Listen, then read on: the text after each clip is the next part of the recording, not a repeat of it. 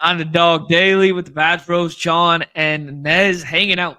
Black and Yellow Dog app, platform of the people. Shout out to the good people at Legendary Upside, Sidekick, putting this one on here today. We'll be drafting alongside it. There's some new stuff to draft in the lobbies. There's a little bit of a tease on both the rankings tab and on the Twitterverse there. So we'll talk about that in a half second. But my guy, Nez, what's good, man? Not much. Licking my wounds after yesterday. Didn't get anything home, but today's a new slate. So, well, we live to fight another day. There's always tomorrow, bro. There's always tomorrow. And in that case, it's today. And we're going to make good on it. We are going to break this one down. I didn't think we were off the mark too heavily yesterday. It was just that the Braves got home in such a big way that nobody saw coming, really, because the West Coast stuff versus the East Coast chalk aged pretty well, with the exception of Braves going nuke alongside a couple pieces from the Mets. Yeah, and the Braves have been playing so poorly that I just threw them out of my player pool against who I thought was a serviceable lefty, David Peterson, and then it's Michael Harris hitting a grant one of those slates, dude. Yeah, and it was weird that the guy that we cited with the crazy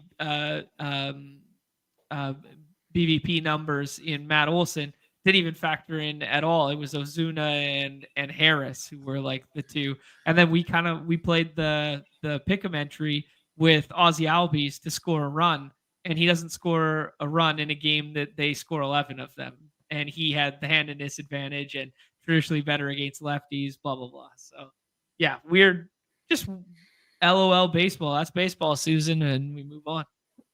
Yep, one of those slates.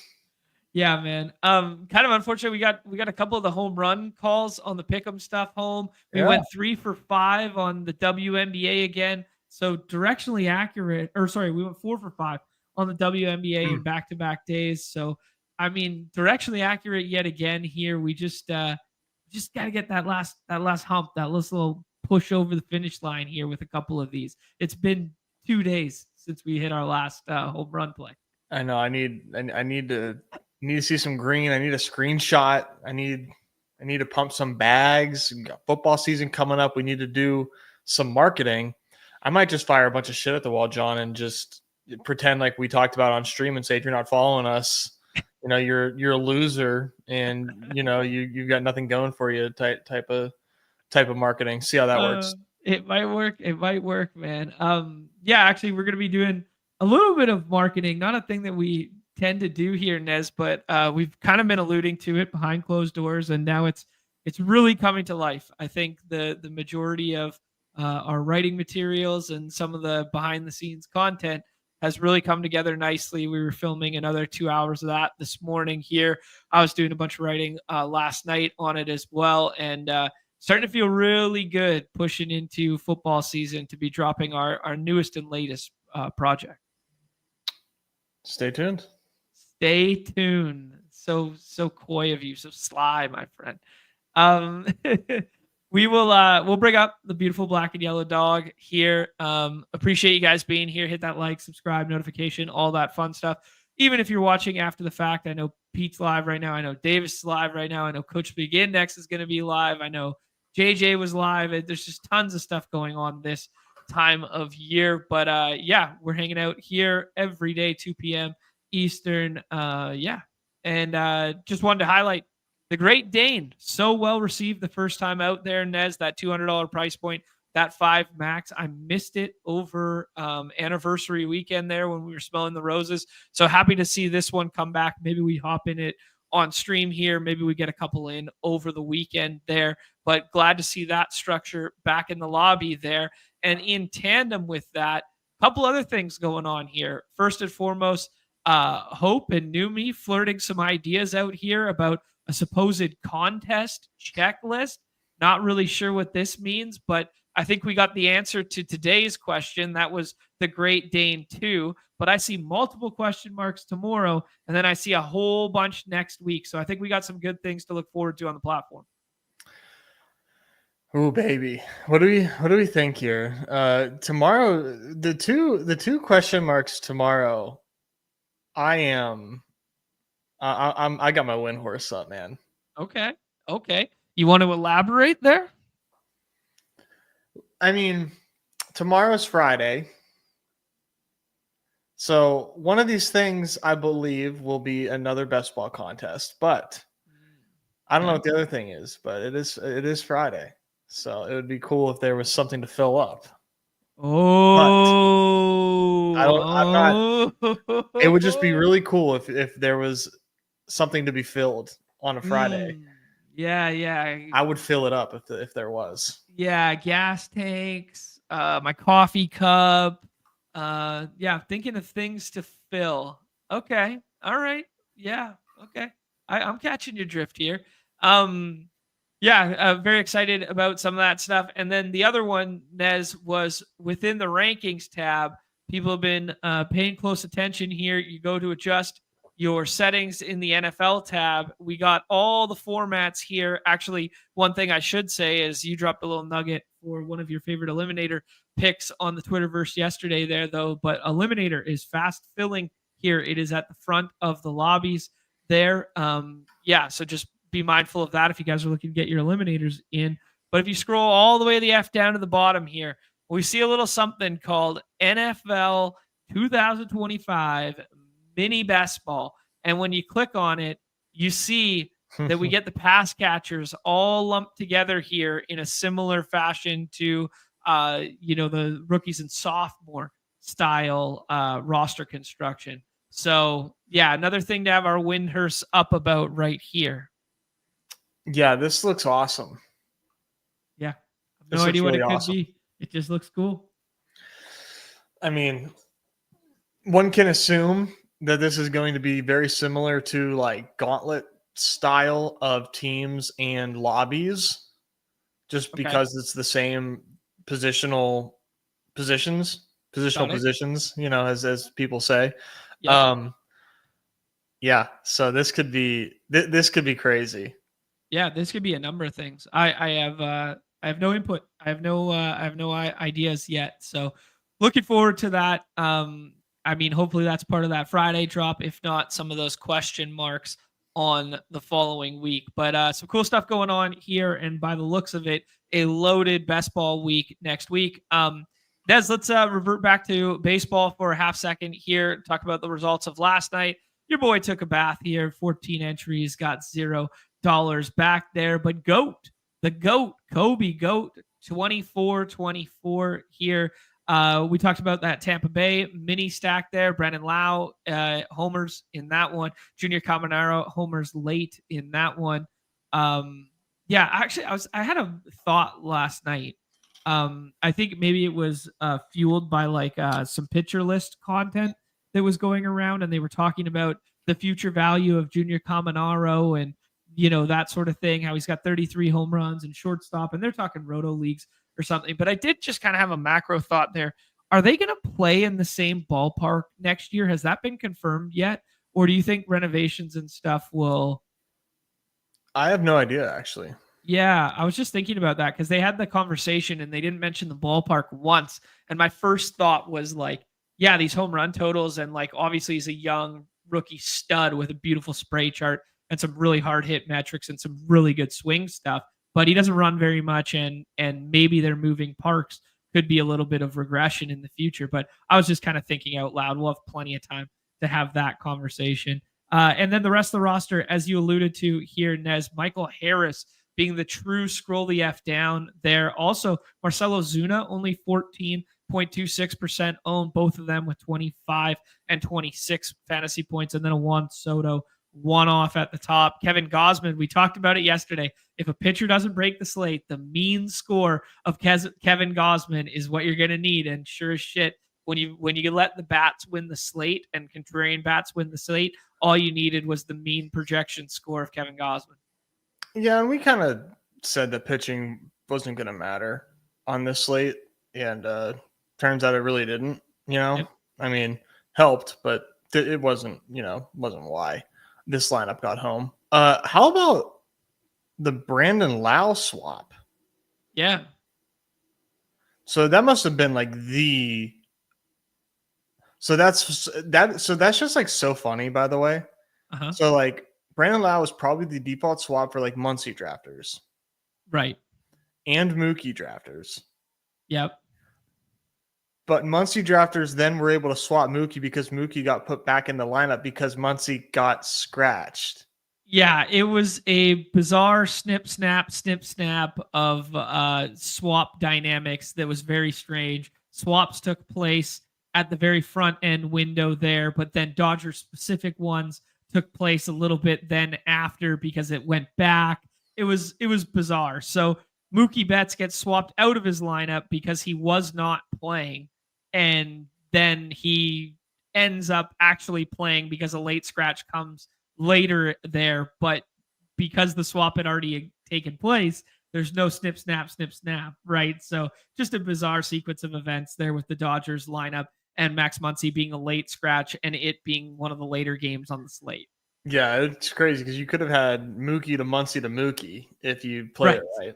Yeah, exactly, right. Which I believe Brad's lineup that was up here, it was Will Smith. So his was the Muncie to Will Smith one. I remember seeing that like, oh, that okay. So there was a little bit of snip snap there. Good to see Hunter Brown have a nice start there after he had a couple, lesser ones. But the strikeout rate wasn't there in a big way like we'd grown accustomed to early in the season. Shout out to everybody at the top here.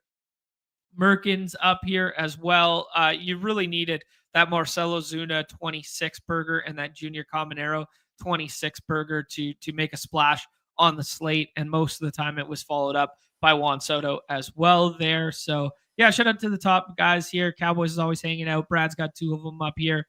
Juxton and Vindy P and Falco all time, beauties in the space here. Yeah, good stuff, guys.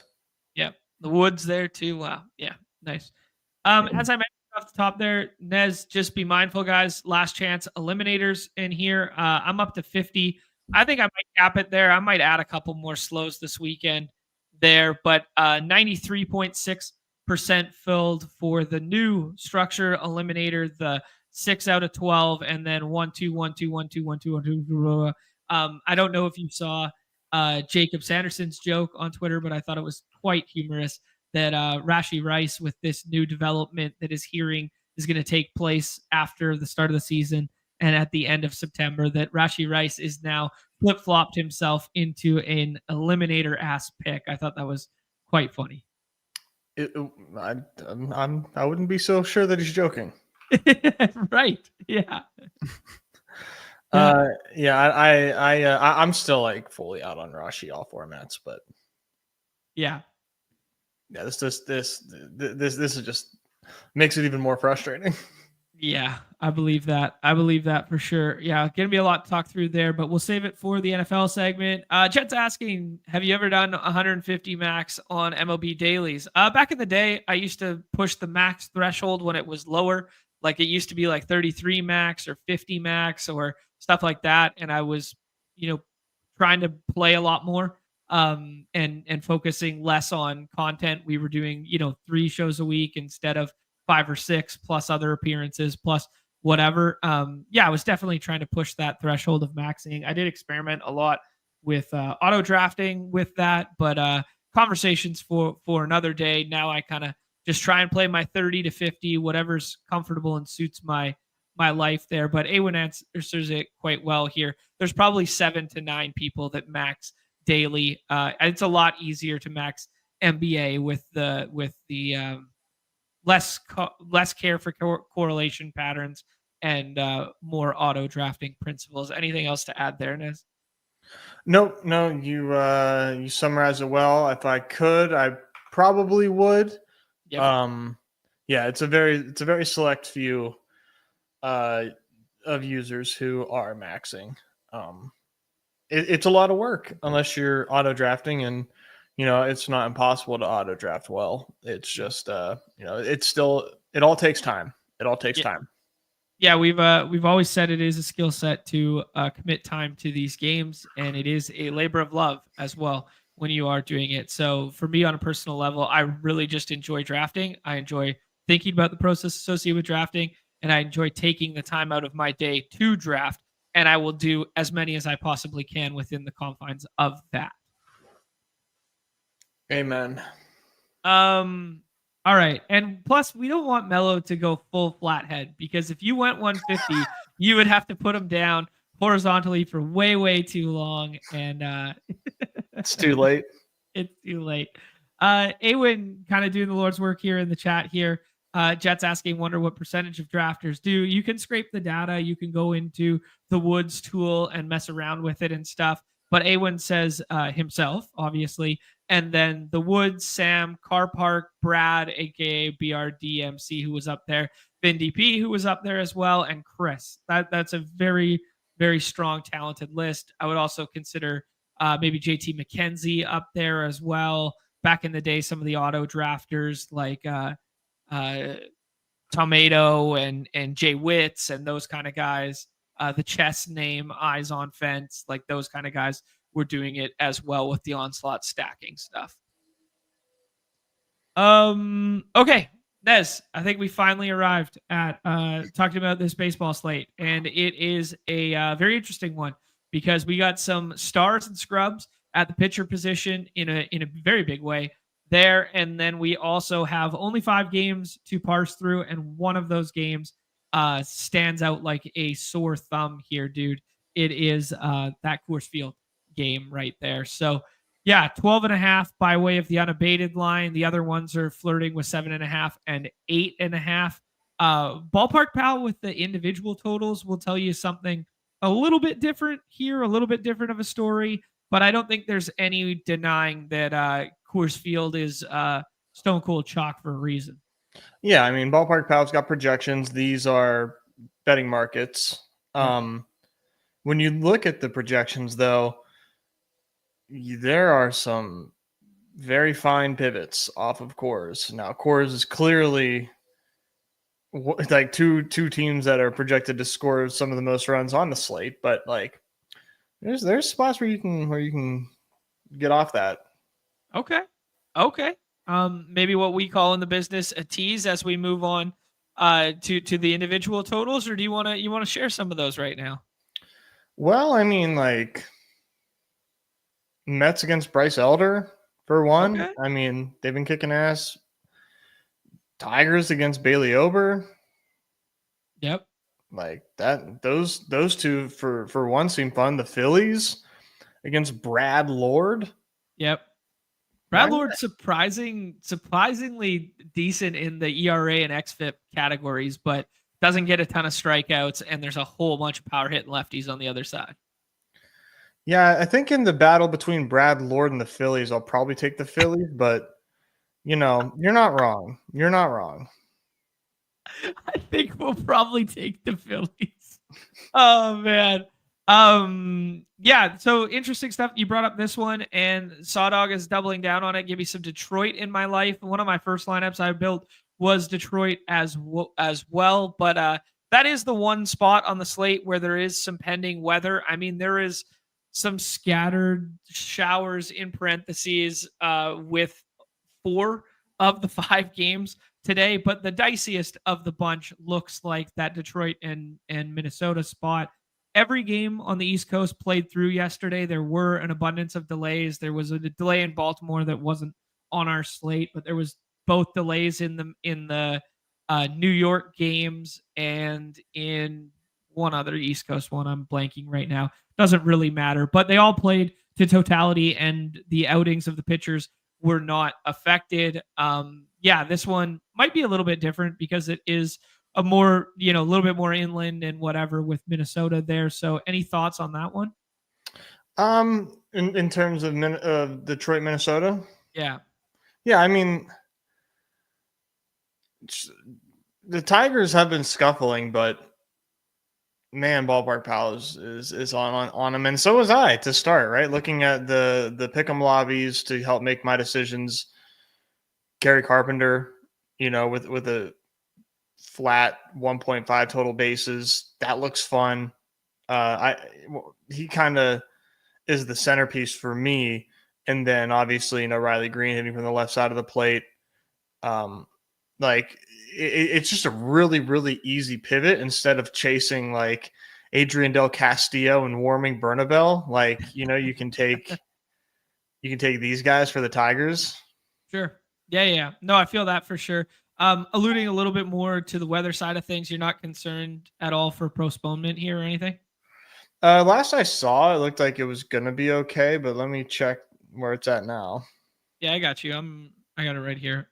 Little orange and yellow stuff. Game usually ends up playing this time of year, but there is a little bit of postpone risk. Winds going right to left opposed to in out. Legit downpours, pinpoint. Oh, I wouldn't even know. He doesn't know. Yeah. I don't know. They're gonna get a game in. Yeah. That kind of how it feels this time of year, right? Yeah. Like when temperatures are a little bit warmer and stuff like that, that like, these majority of these showers are fleeting and passing. And there's less time on the schedule to make up games, add doubleheaders to slates, add whatever. So they do kind of force the issue a little bit more later in the season. Right. Yeah, and like it looks like like that's a whole lot of words for like it might rain a little. Yeah. Yeah. For like this game probably gets in. Yeah. It's true.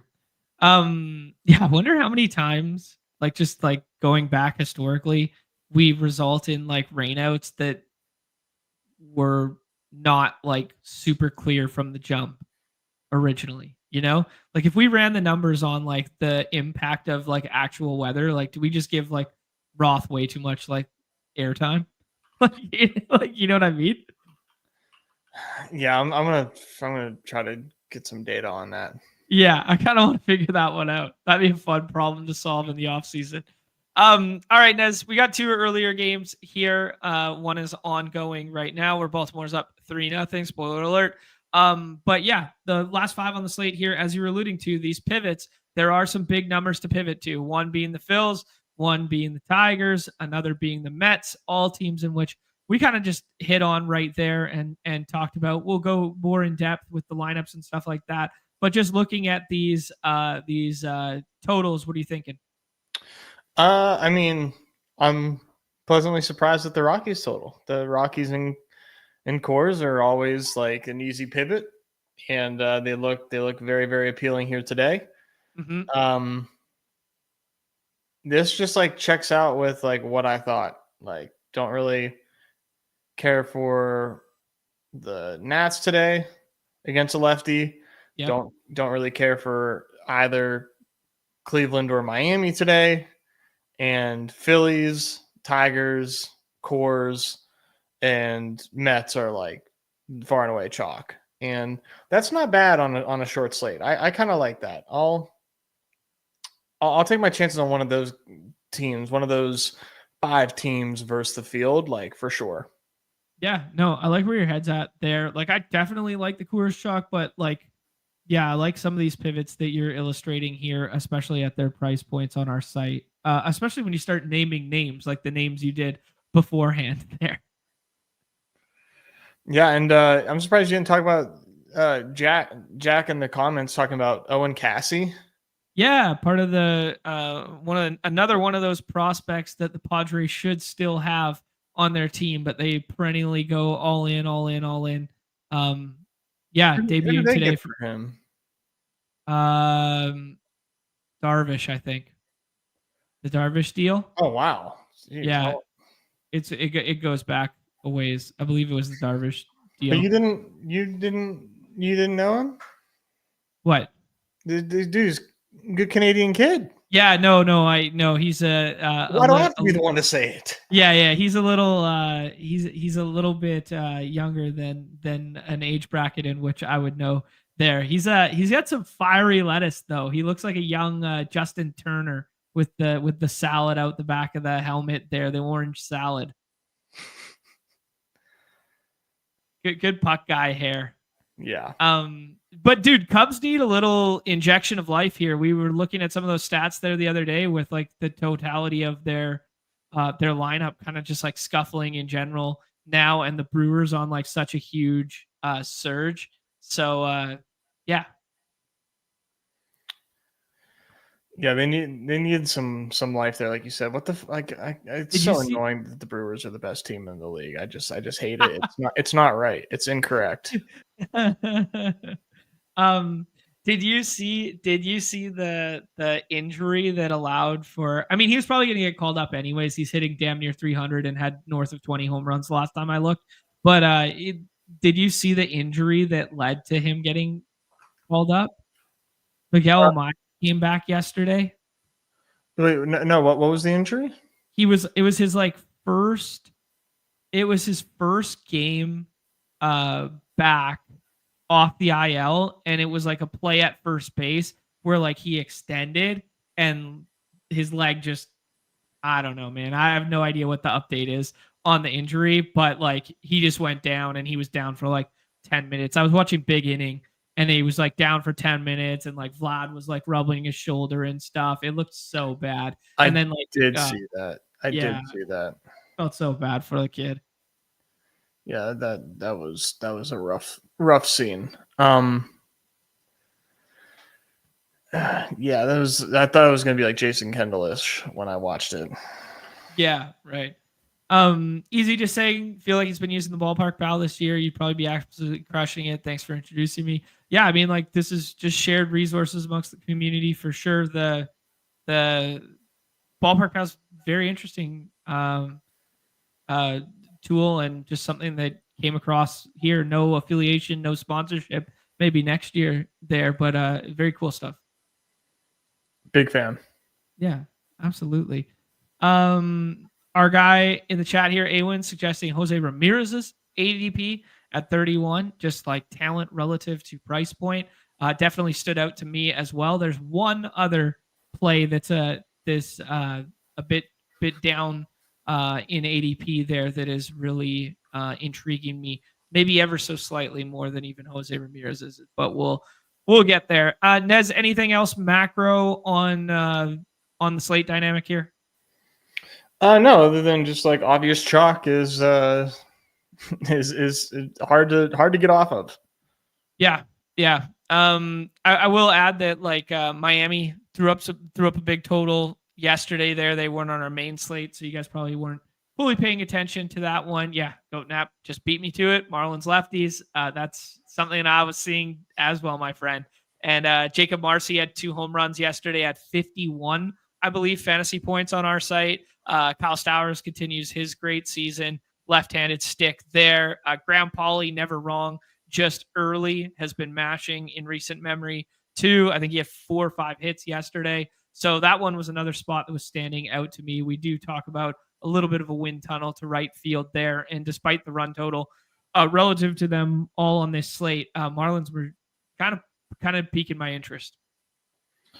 Oh yeah, I mean, like you said, Marlins lefties every time is something that catches my eye, and they are going to be uber low owned to booze. So that's definitely on the table as far as viable pivots.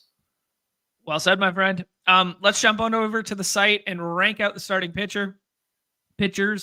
We have Tariq Skubal there, who's, he looked like he was going to run away with the AL Cy at one point. And then Garrett Crochet was like, nah, pump the brakes, bro.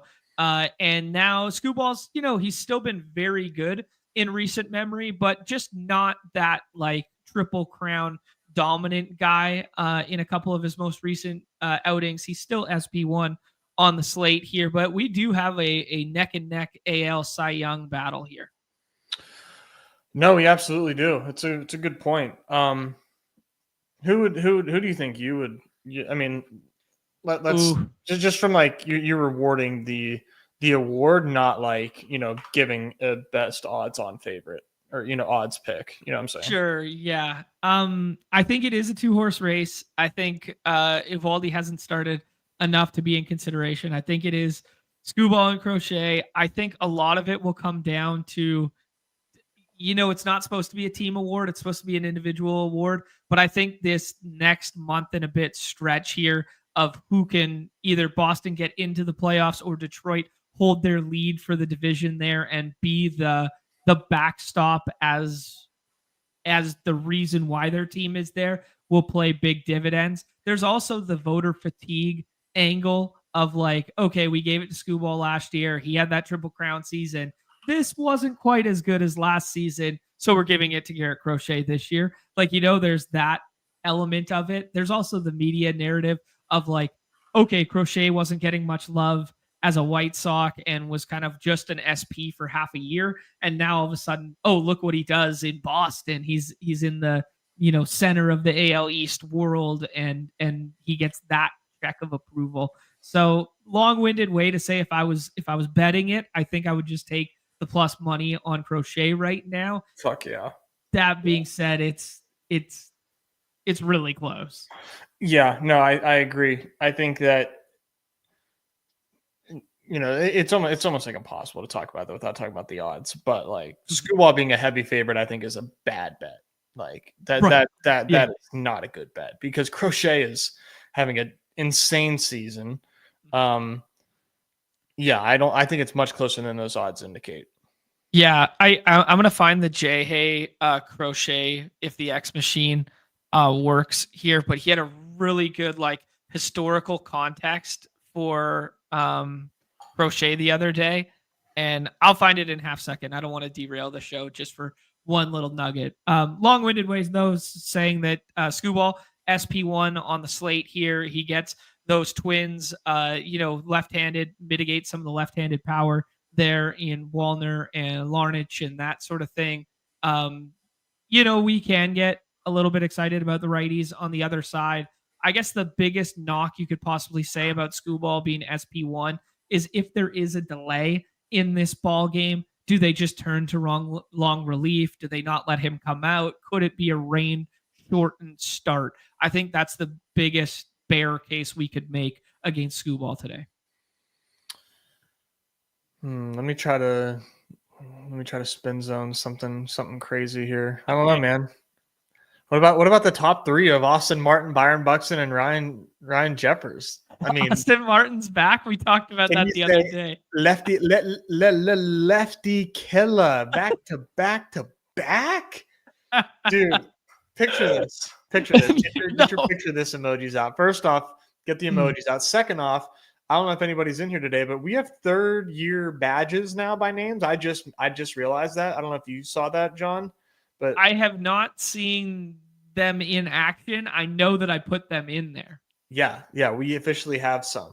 Nick being, the premier holder of that. But picture back to back jacks to start the game and like Numi in his room, just like bouncing off the walls like a Cartoon Network character, just going crazy.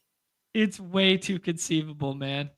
It's and way getting a mention on Twitter about Will fucking Fuller. Nailed it. Oh, good shit. Anyways, that is very good. I can't find this Crochet nugget while you were talking there, Nez. Yeah. Was it J Hay did it? Yeah, like one of the ones that I found here was like, he 28 innings pitched, only 5 earned runs in his last 5 starts there, and then in the start in Houston, he gave up the same amount in 4 innings there. But there was like a historical one. I think it might be like little bit further back. Is it the one about like 13 wins, 2.25 ERA? Yes. Yeah. If you could find it, that'd be great. You're better at the interwebs than I am. DM it to you. There you go. Oh, you got it. Oh my God. Look at this guy. Just instantly got it for us. There you go. 13 wins, ERA of 2.25 or lower, 180 plus Ks in the first 23 starts of a season. Obviously quantifies it with the left-handed pitchers because this is a very niche group for MLB history. But it's Crochet, Kershaw twice, Randy Johnson, Cy, Vita Blue, who I'm actually not familiar with your game, and then Sandy Koufax, legend. Yeah, hell of a list. Yeah. Obviously, like you said, the lefties kind of give it that, the caveat. The selectness. But yeah, Vita Blue, man, shout out Vita Blue. That's something that I, woefully unfamiliar with. But Dude, if we had slappies in 1971 drafting best ball, they would have drafted the shit out of Vita Blue. That is I just mean, the slappiest slap name of all time. dude, man, 70s baseball was so awesome. This dude Vita Speak threw like we were there. 312 innings in 1971. 312 innings. Holy shit. What a And still legend. maintained a sub-2 ERA. Just That's wild. That's good. unbelievable what he was doing. I can't look I can't look at this and see like Vita Blue and not just think like Vita Vey in my mind, Yeah, but I know. I also see it as like Kamani Vidal mixed with Jaden Blue. So it's like Vidal Blue. I know. God, we're so fucked. We are so fucked. Okay. Miller Time's telling us you could tell we never played the show.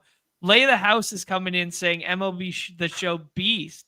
Okay, so if we were MLB the Show guys, this would be our guy. All right, maybe video games are good after all. People getting some knowledge. Yeah. 320 innings was like 3 Nolan Ryan starts. That is good.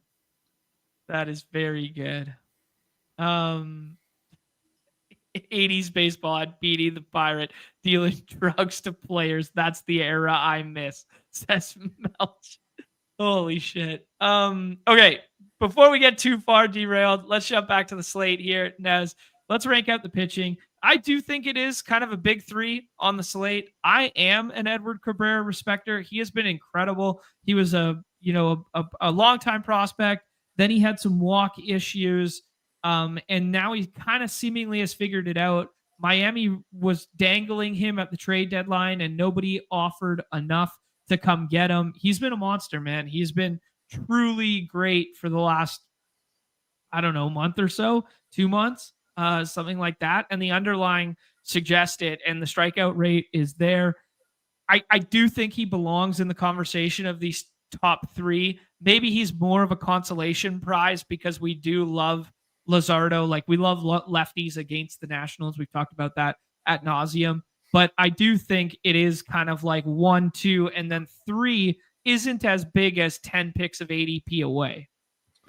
No, I mean, he's definitely like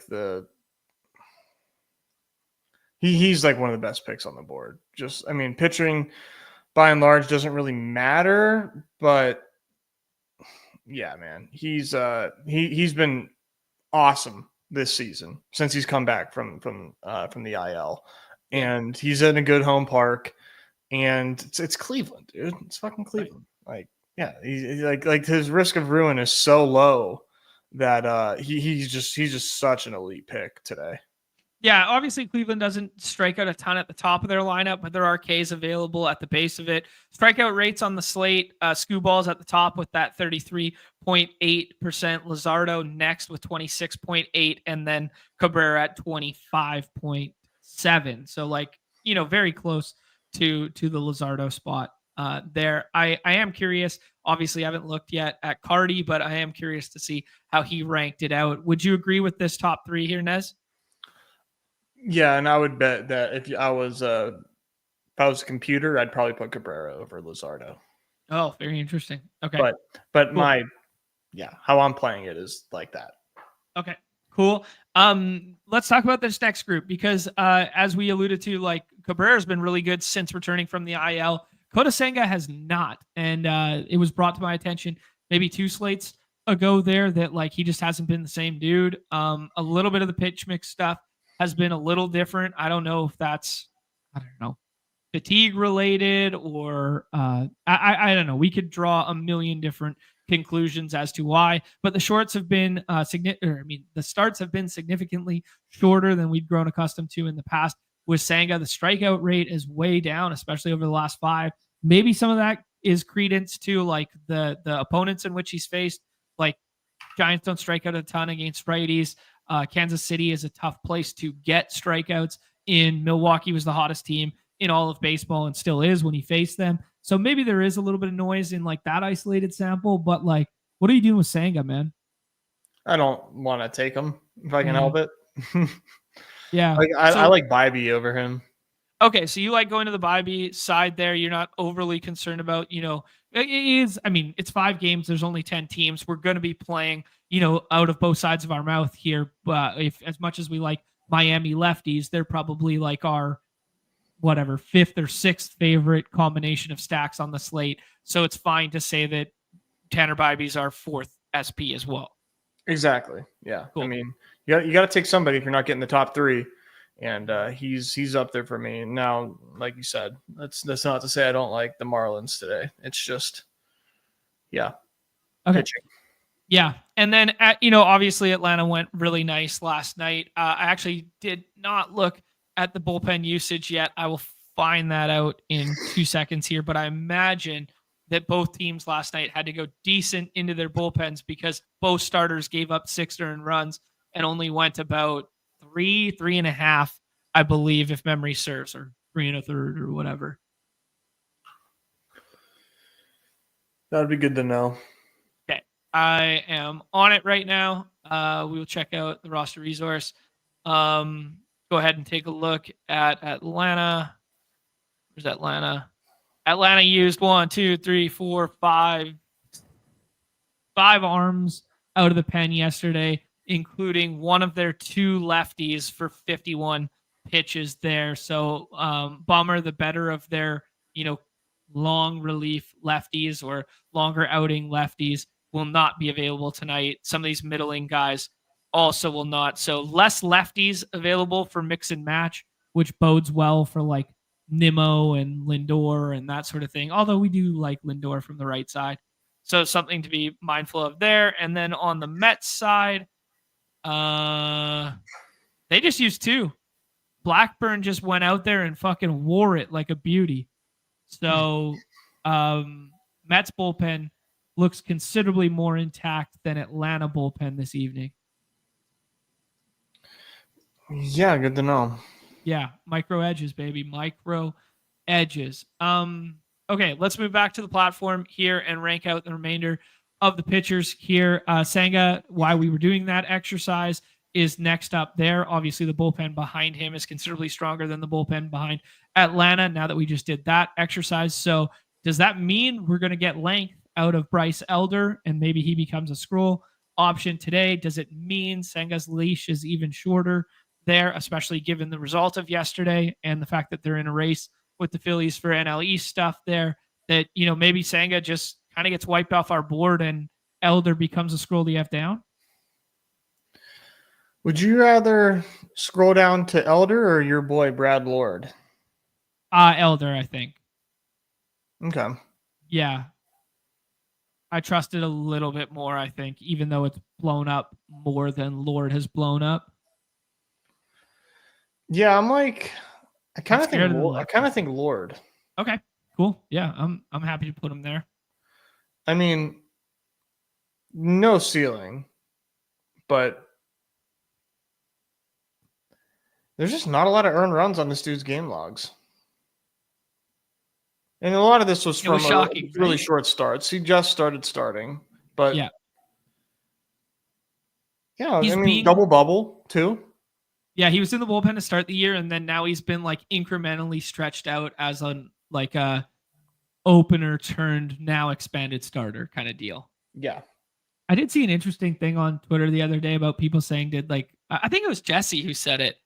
Did the MLB crack down on openers this year? Because there's considerably less openers this year.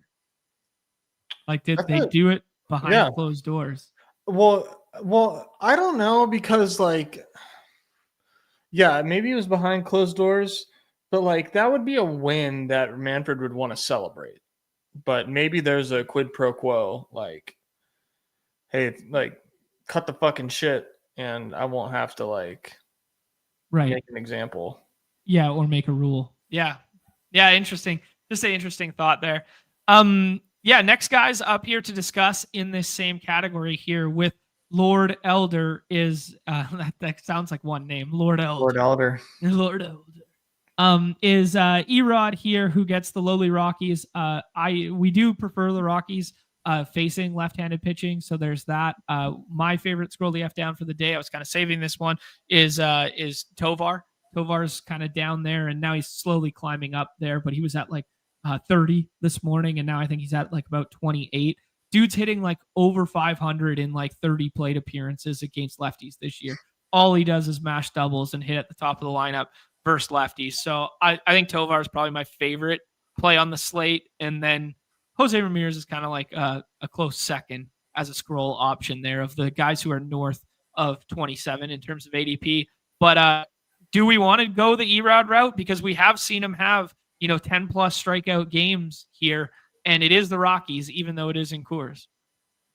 I mean, I don't think it's like the worst idea, but I'm not doing it. But I mean, I'm not saying that there's no shot that he has a good game, but I'm not doing it.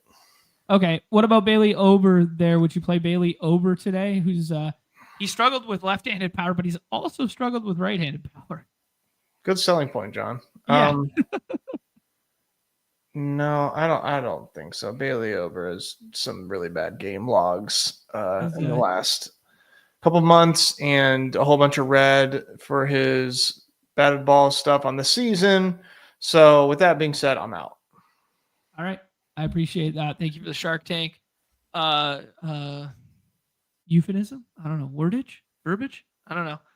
That's what they say, right? For that reason, I'm out. They do say that. Maybe an homage. Homage. There we go. I'm too stupid to come up with a word like that. Yeah, Bailey Ober's like just kind of like fancy Miles Michaelis at this point, and it's not that fancy. I gotta stand up. My back is killing me. No, it's fancy Miles Michaelis is like a disservice to Miles Michaelis. Okay, sounds good. So of this grouping, we've kind of highlighted the top three as their own tier. Bybee, if you get froze out. Of those last four there, Nez, is it a mix and match for you, or is it like, Brad Lord and Bryce Elder are ahead of this tier, ahead of Senga as well? How would you rank it? Bybee, Lord, push the plane. Bybee, Lord, push the plane. Okay, cool. Just for context for the Bat X people, Skubal, a 22 and a bit. Luzardo, a 19 and a 5. Tanner Bybee as a 16 and a bit. Senga as a 14. Ober as a 13.9. Edward Cabrera as a 12.3. So maybe he hasn't fully baked in what we're seeing in recent output from him. And maybe he's correct. Maybe using the historical metrics, are important. But if you're using his model, you're never going to get Edward Cabrera today because he's only a 1.5 greater than Brad Lord and Erod. So that's how he ranks it. I'm choosing to believe a little bit more of a nuanced narrative that Edward Cabrera. I'm trusting the eye test right now. Yeah, that's crazy. I thought he was going to get way more respect than that. Yeah, for sure. Go Cards noting how you were struggling, looking uncomfortable, like you needed to poop, or you auto drafted Judkins there. It was simply a back issue. We're solved now. You guys don't need to perceive me out loud. You can just keep your thoughts to yourself. You're going to make me self-conscious. No, it's so interesting for me. It's so much better for me. The people are asking for Nez's picks here. We will get to some pick'em stuff in a hot second. Nez, let's tie a bow on the favorite stacks on the slate. Obviously, the Coors stuff and ways to get contrarian within the Coors stuff in terms of lineup is going to pop for a lot of people. They're going to be interested in that sort of stuff. But outside of that, who's your favorite non-Coors stack? I think at cost the Tigers. Okay. So going after Bailey Ober there. I like Gleyber Torres in that one. I like the lefty outfield options. Feels like a good one. They do carry a lot of pinch hit risk. Like Colt Keith gets hit for a ton. Kerry Carpenter still gets hit for a ton there. So just be mindful. But if it goes right early, it goes right in a big way. Yeah, that's what's jumping out to me right now. Cost adjusted, especially. All right. Sounds good. Yeah. Just doing a scroll the F down in the Coors stacking department there. Any names that you think could be in the lineup that aren't getting drafted or, are wrongfully getting drafted because of lineup spot right now? Anything like that? No, I mean, I'm just like hammering the righties, I mean, From the Rockies or right. from, yeah. Yeah, Okay. from the Rockies. Yep. Yeah, I think you're pretty safe with Goodman and Tovar to be up there. I think Freeman probably leads off, so he's a little bit underrepresented, but obviously lacks power, kind of more of the accumulator profile. Your best home run bets are going to be Goodman and Beck, maybe Warming and Doyle to a lesser extent. Tovar just kills lefties in general and has been really good at home as of late. Yeah, Kyle Farmer may or may not be in there. Mickey Moniak may or may not be in there if they want to let him be in there. Lefty. The other one was he's not in our player pool. That's what I was going to point out. Oh, really? They may have Kyle Karros in the lineup today, and he is not in our player pool. So Interesting. yeah, let me see this. I'm just confirming. Yeah, he's not in our player pool and most likely be in there like 7, 8, 9 kind of range. So we are taking a bat out of onslaught stacks from them. And then the Arizona stuff, Perdomo, never wrong, just early homered after we played him to homer the day before. Carroll, Marte, what are you going to say? Like they're up there. Blaze Alexander's been nice with it recently. Tyler Locklear has a shit ton of power, but it is from the right side there. I agree with this upper echelon. The only pivots or changes that may exist is if they do something at the catcher position, but I think it'll be Castillo in there today. And Jake McCarthy was one that kind of stood out as like a power speed combo that may draw in, maybe not today, but in at least one of these games in the series there. So just be mindful of that. Yeah, I don't know how deep I'm getting with these guys, but sure.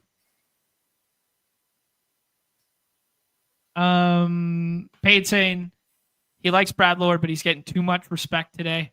Yeah, the ballpark pal simulations will agree with that assessment, my friend. Okay, Nez, let's hop in a draft, see what happens here, cook up a potential winning lineup for your boy. I do want to bring it to people's attention that the return of the base hit is here today. let's go.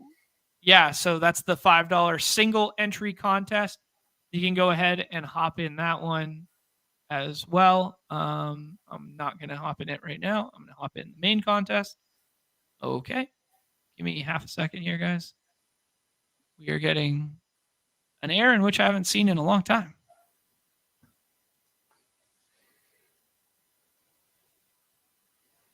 Okay. I looked at a lot of location errors on desktop today. Oh, okay. So that's a today thing. This is actually my first desktop draft today, and I was not getting anything. So let me log in. Let me draft from my phone and then pull it up or enter on my phone and then pull it up on the screen here. I'm trying to put together a cheeky we're in. lower runs pick 'em. Okay. You cook, my friend. Okay. So we're in there. Little secret of the pros, ninth green at 9. Little hack there, my friends, is if you are struggling with a location error, particularly on Google Chrome, to just go ahead and log in on your phone and sign up on your phone and then pop back in.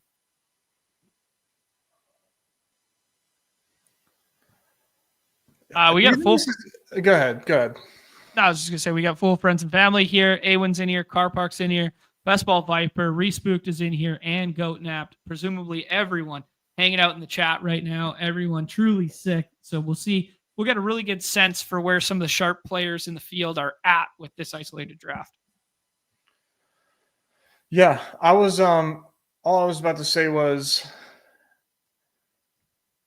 do you think that looking at the most likely page for Ballpark Pal, doing score a run, and using that to like find good picks to make on Underdog is sharp, or is it not convertible?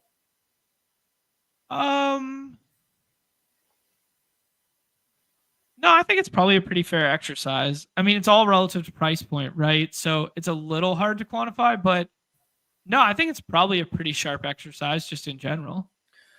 Because it's like for me, it's like finding the lowers,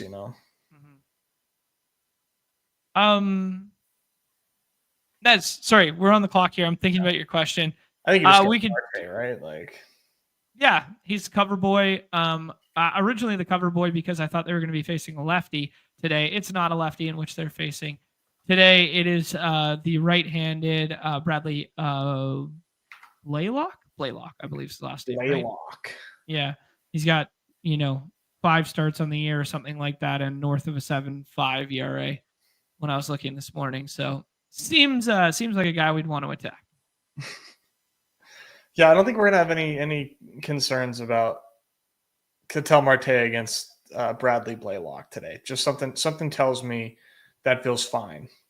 That does feel fine. Jose Ramirez there, Soto's there. Edward Cabrera, a little bit of a mental tear break there, but Cardi doesn't agree. Some Phillies stuff we could build out, although Harper and Schwarber are gone. Gurriel goes there, starting out a little stack. What do you think, Nez?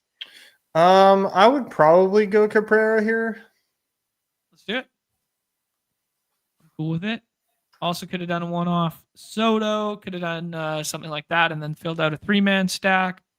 A little GM start with the Schwarber Soto there. Just 2 good ball players put together for Best Ball Viper.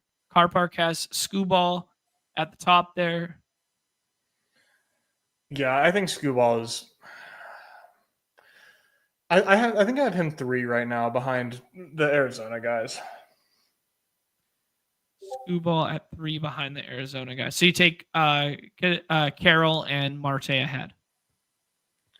I do, yeah. Yeah.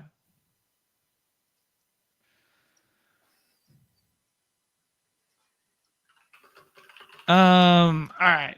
Let's figure out how we're gonna land this plane here. We got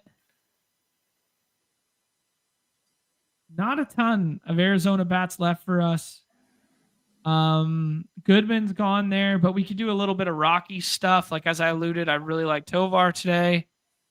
Jose Ramirez is here for us. We could do the Miami. Let's go Miami.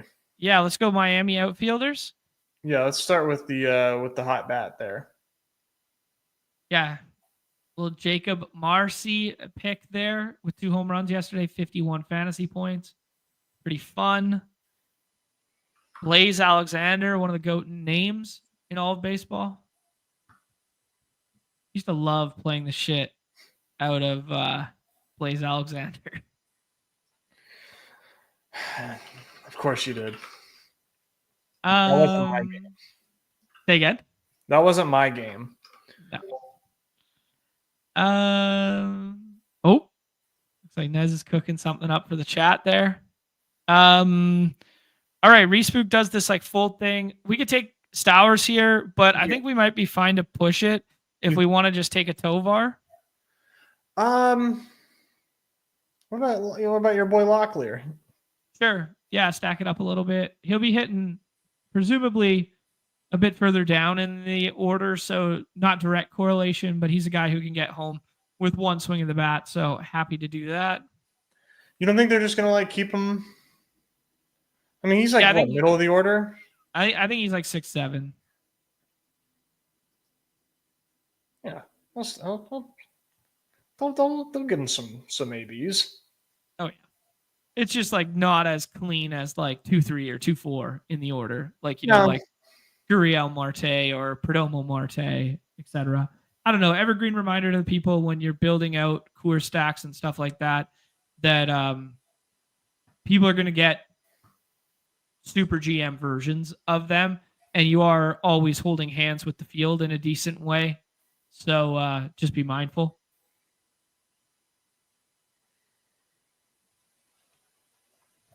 So who's the last pick on this team? Yeah, I mean, we could scroll at Arizona and think like I don't know, Jose Herrera's the catcher for the day, or DH or something like that, but probably a little too thin and not necessary.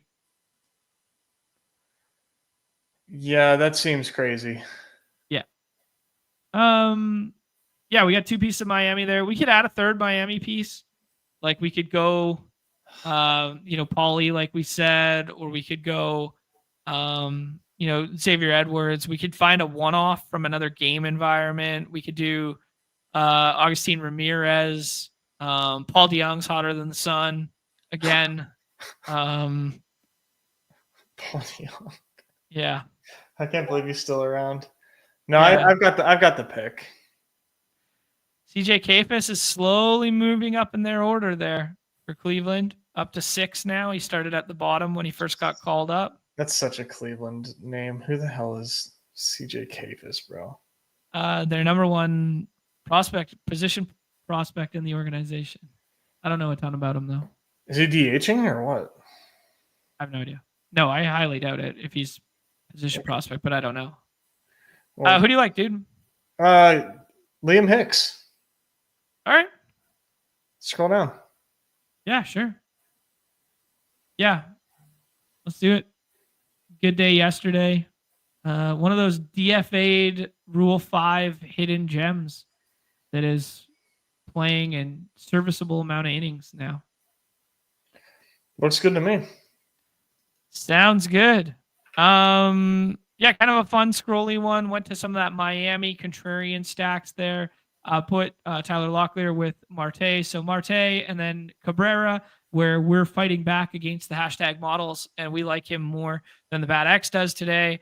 Marcy Stowers and Hicks for the stack, and then Tyler Locklear to stack up with Marte, a big time power bat that was acquired as part of the Josh Naylor trade, or maybe it was the Suarez one. Who cares?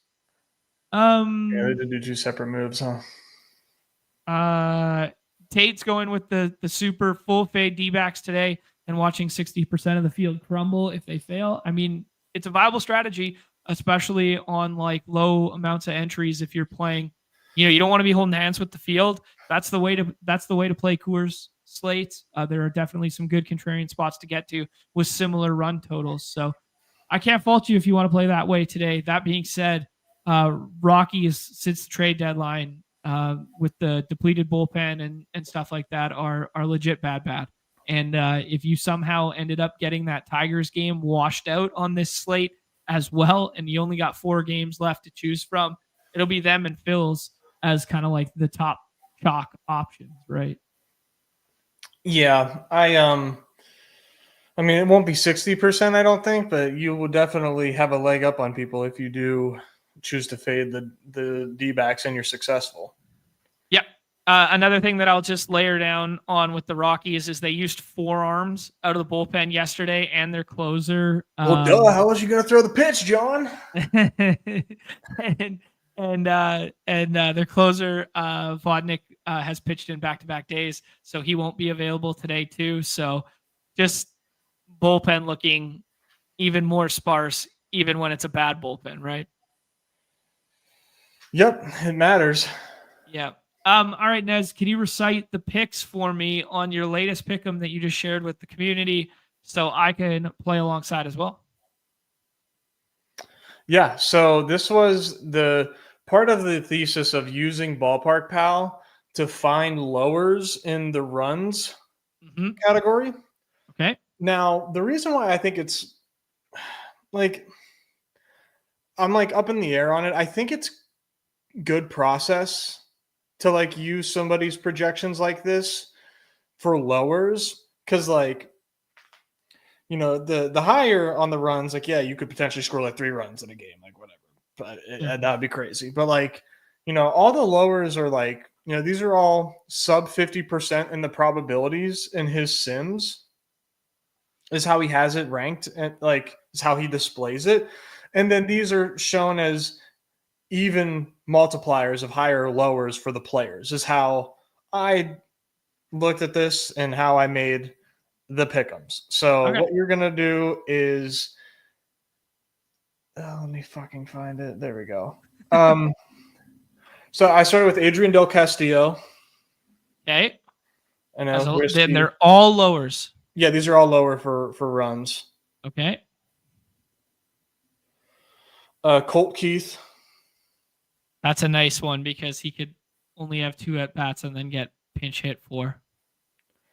Tyler Freeman. I know this is too Corzy. A Coors leadoff guy. Oh shit! I know, but you get a little extra. And then the last one. Tell me if you hate this. Is Trey Turner. No, I don't mind it. I'm fine with it. Revenge series. Let's go with it. 13 X there. I found this little guy. I found this little underdog of the week little guy in here. This cheeky little prize box here, Nez. That's a 50 max. Gets us to 17. I'm going to go ahead and location air that in. Can I just like issue a gripe with our friends over at Underdog? Sure.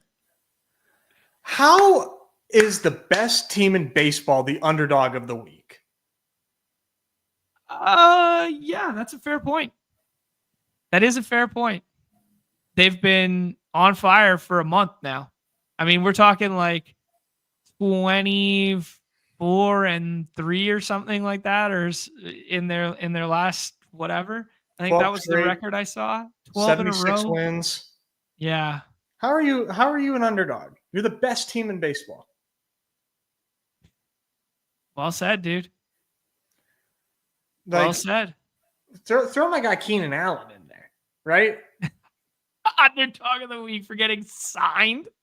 You got to do something on the field. You got to perform to be underdog of the week. You don't just get signed and be underdog of the week. But yes, I got you. Who else is a viable underdog this week?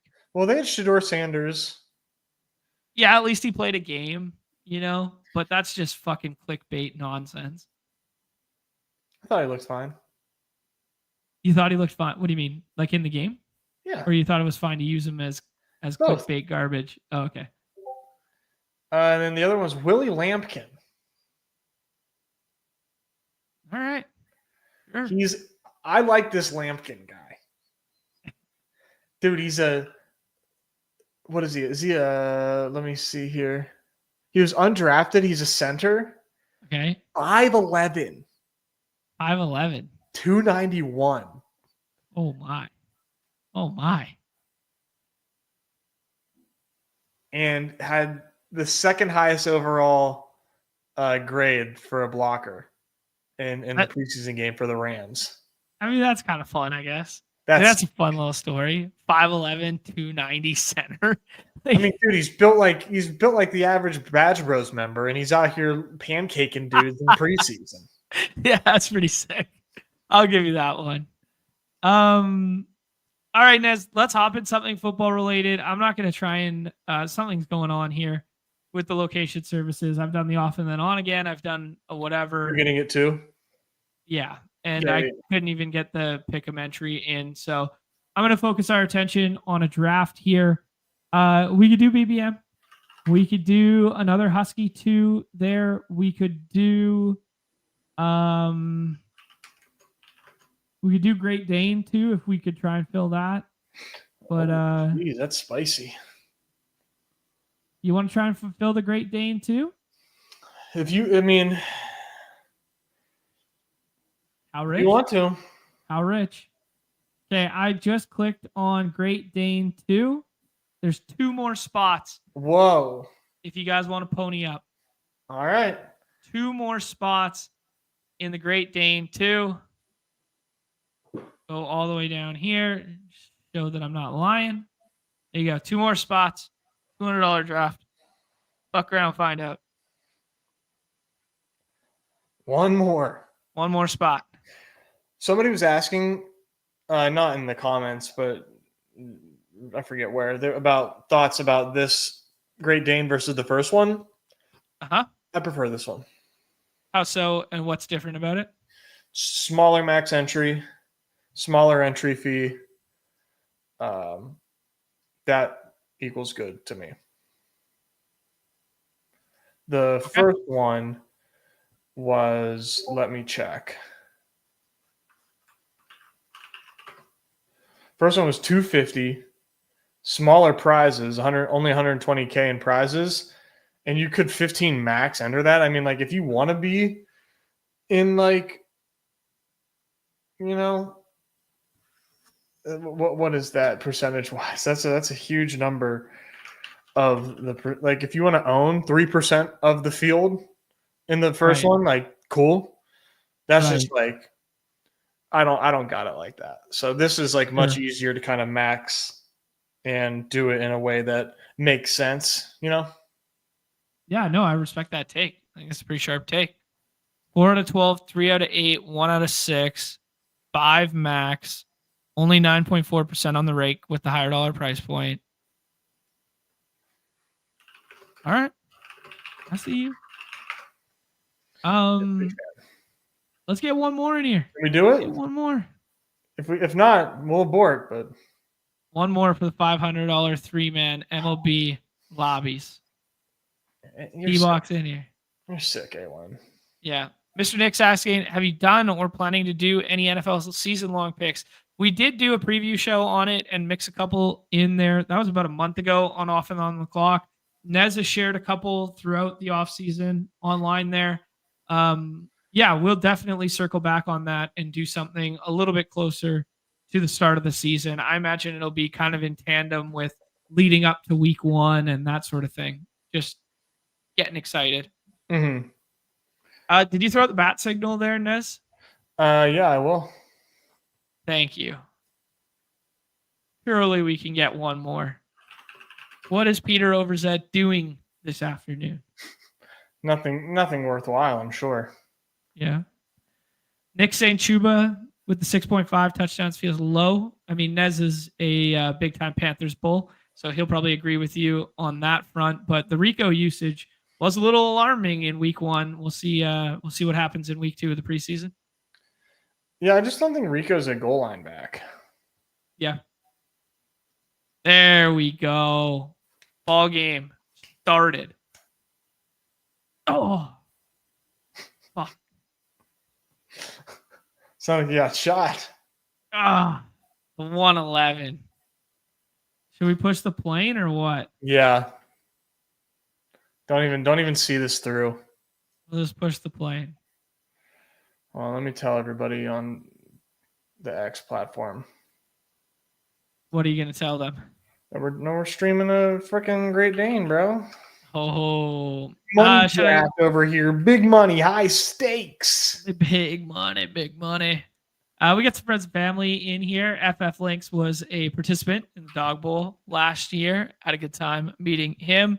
Renegades is always in these high dollar price point ones. Goat Nap, always joining. Jump Free, always joining. If you or anybody else in this lobby, say what up. I recognize West 91 too. CJ Cat, I recognize. Driver Tone, I don't recognize. But if you're hanging out, say what's good. Yeah, yes, I see Links, Jump Free, Goat Napped, Renegades. Dude, Renegades. What Renegades need to say hello. I see Renegades everywhere.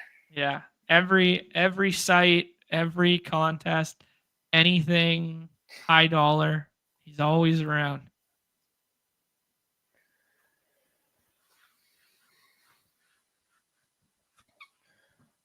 Okay.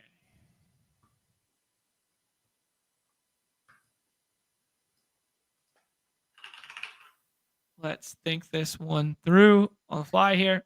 This isn't that much fun of a spot anymore. No, dude. Yeah, we talked about this. Was it yesterday's show or was it with Pete on Off and On the Clock there that like everybody was so stoked to get 2 first rounders in quotations at the back end of the draft boards, and now it's like you could poke holes in fucking everybody. Yeah, this sucks. This kind of sucks now. Yeah. We're going to have the Puka decision, I think. You know who I'm going to advocate for. Speak your truth, man. I mean, I'm happy starting double running back here. I'm happy, messing around. I guess taking Amon-Ra and then taking one of the running backs is fine, but I want Achane. I would take Amon-Ra, man. I'm the Achane bull. All right, Nez. I mean, the fact that we have a Laporta injury too right now that we don't really know much about.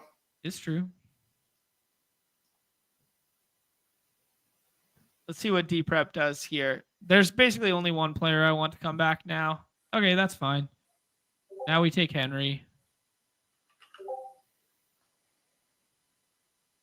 You agree with this one, Nez? Yeah, I think Henry over Genty. Like it feels so wrong or like boring and lame, but like I can't really get to Genty over Derrick Henry. I kind of feel similarly, but I could be convinced in like 8 minutes of highlight films otherwise, probably. But yeah, it just feels weird we're really wish casting with like what the Raiders are going to be versus just being like, dude, Derrick Henry has just done this for like 10 fucking years in my mind. I mean, maybe not actually 10, but like, yeah. And now he's like in the best situation of his life for touchdown scoring for the second year in a row. And it's like, yeah, dude, just run it back. They didn't run with Lamar at all. Yeah, no, it's just, I think it's just too easy. At least for me. I don't know how. I think it might be too difficult for other people, but yeah. Is this your favorite available start on the right-hand side of the board there that was, within play to us? Like if we had taken Achane first, then the other guy takes Amon-Ra and Henry, I think we're in like a way worse position. Yeah, let's say Amon-Ra and Henry go and we have Achane. Who would you have taken or who would you have wanted? I don't know. That's the situation I didn't want to be in. I think I probably would have taken Genty, but could have been talked into Drake London. Could have been talked into Drake London. Yeah. Drake London's kind of a little bit of a blind spot for me right now because like I just don't view him in that like same tier, but like his usage and like his, target rate and whatnot with Penix was no effing joke. Like he was elite in the Penix starts down the stretch. Now, how much of that is trust, noise, predictive of the future? Time will tell. But yeah. Yeah, no, I love Drake London. Yeah, I gotta start being the London over Brian Thomas guy. I am. Yeah, I have like no Brian Thomas, which sucks. Like it's like these guys are good, and I would like to have some more of them, but like, yeah, I don't want to like. I just don't want to like be flat for like I want to. I feel like there are wins to be had, right? By making these decisions, and BTJ, man, there's a lot of ways that this season just like gets interesting for him. Like the quarterback that's there now. Well, I mean, like I'm saying this like as if it isn't just like Trevor Lawrence, but like like he most of his success didn't even come with Trevor Lawrence. Yeah. Now he's got Travis Hunter there and a new coach. Right. They just paid a bunch of draft capital for him, man. I don't know. Right. Like he's awesome. Don't get me wrong, but like Drake London, I think is like, I don't know, man. I think he's just like such a better pick. We're back up here, Nez. Got some decisions. Sidekick likes Garrett Wilson or Mike Evans. I tend to be in agreement. One of the two. Who do you prefer? I like Garrett Wilson here at pick 35. Okay. A little bit of an ADP faller. People are a little skittish on him. It does open the door for some Justin Fields stacking. That's pretty easy to get. a little bit later and does offer some ceiling. So I do like that. Mm-hmm. Permission to speak freely on these next ones here. I guess doing the Brees bet makes sense because we did the Wilson bet, but I don't love it. No, I I'd don't rather love take to. James Cook if I was doing a running back. Okay, who's your favorite pick on the board? Dude, Hurts. Yeah, I don't want to do Hurts. Okay, Cook it is. Yeah, I think the Worthy with the Rice potentially playing early doesn't feel as good now. I might have pounded the table for Worthy early on. You're a bit of a Hurts guy just in general and take a bunch of Hurts. I want no part of unstacked Hurts. I'm not going to lie. Really? I mean, it can obviously get home. I Yeah. just don't want it. It can obviously get home, especially in a contest that's only a 23 or 28 person final. This is more of a marathon style contest with like low advance rates. It's more of like a week 16 and then deal with it once you're in the finals. I don't know, man. This team just sets up so much better to reach ceiling with like Justin Fields on it that like why would I spend a 4th round pick on Hurts is kind of my thought process. Okay. Yeah, I mean I like James Cook too. Yeah. But yeah, I'm Hurts over Jaden Daniels, I think, which is admittedly a lot of like, it's not like I don't think Terry will be there. It's just like I think the Terry holdout kind of sucks. Yeah. You see effects of this in the season. Like I think that Terry's gonna be a commander. Yeah. But I don't like guys coming off of holdouts. But yeah, no. Yeah, for sure. Simple as that, really. Yeah, like that week 17 game, it's being alluded to in the chat there, like Buffalo, you could see it like, a back and forth, 3 tush pushes, Max is saying. Yeah, I mean, like, dude, Buffalo and Ravens has like a 52 point total for week 1. I see it being very similar for Bills, Eagles. Yeah. Even if the weather doesn't like fully cooperate and you get like a little bit of snow game, I think it's still like projects in the same vein, like 49 through 53. Mm-hmm. Yeah. All right. Bye week bros are struggling. We got 2 running backs with week 7 buys there. There's the new Hendo. Oh, no. There's the new Hendo price tag on the left side of the board. Getting a tail end of the 4th round there. Kittle got pulled up all the way. Kittle got pulled up all the way to 29. Like, see, this is what I like to do with my Hurts stuff. Like Goat Nap did there. That sets up beautifully. Like I'd freely do Hurts in the 4th when I do the Smith thing there. You're just so unlikely to get Smith back to 59. Yeah. And then I just find myself forcing a Goddard stack there. I think I'll be the brave one to say that Hendo at 3-4 turn is, or 4-5 turn is nuts.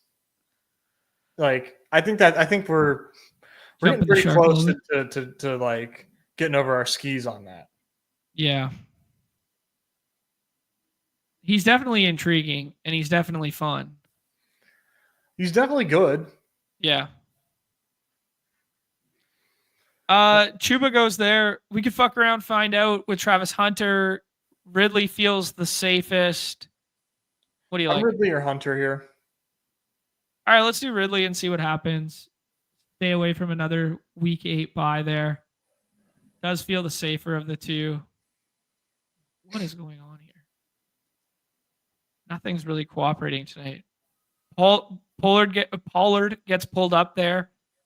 Harvey seems good here. Pearsall seems good here. Scrolling for Golden feels fine. What do you like? I think I like Ricky. Ricky Pearsall, come on down. Yeah, I don't have a ton of Pearsall in my life, just in general. Something we talked about the other day about potentially wanting to get more of. But yeah. Yeah, I like him a lot. Juwan holding out. Ayuk probably out more than 4 games. You got this. I don't know, man.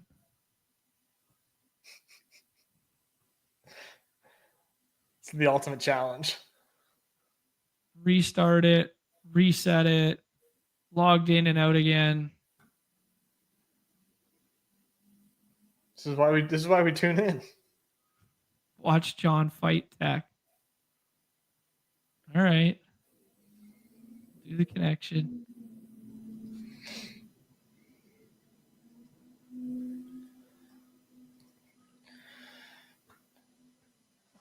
Yeah, so like with 4 out of 12 too, I think that is like another feather in Ricky's cap.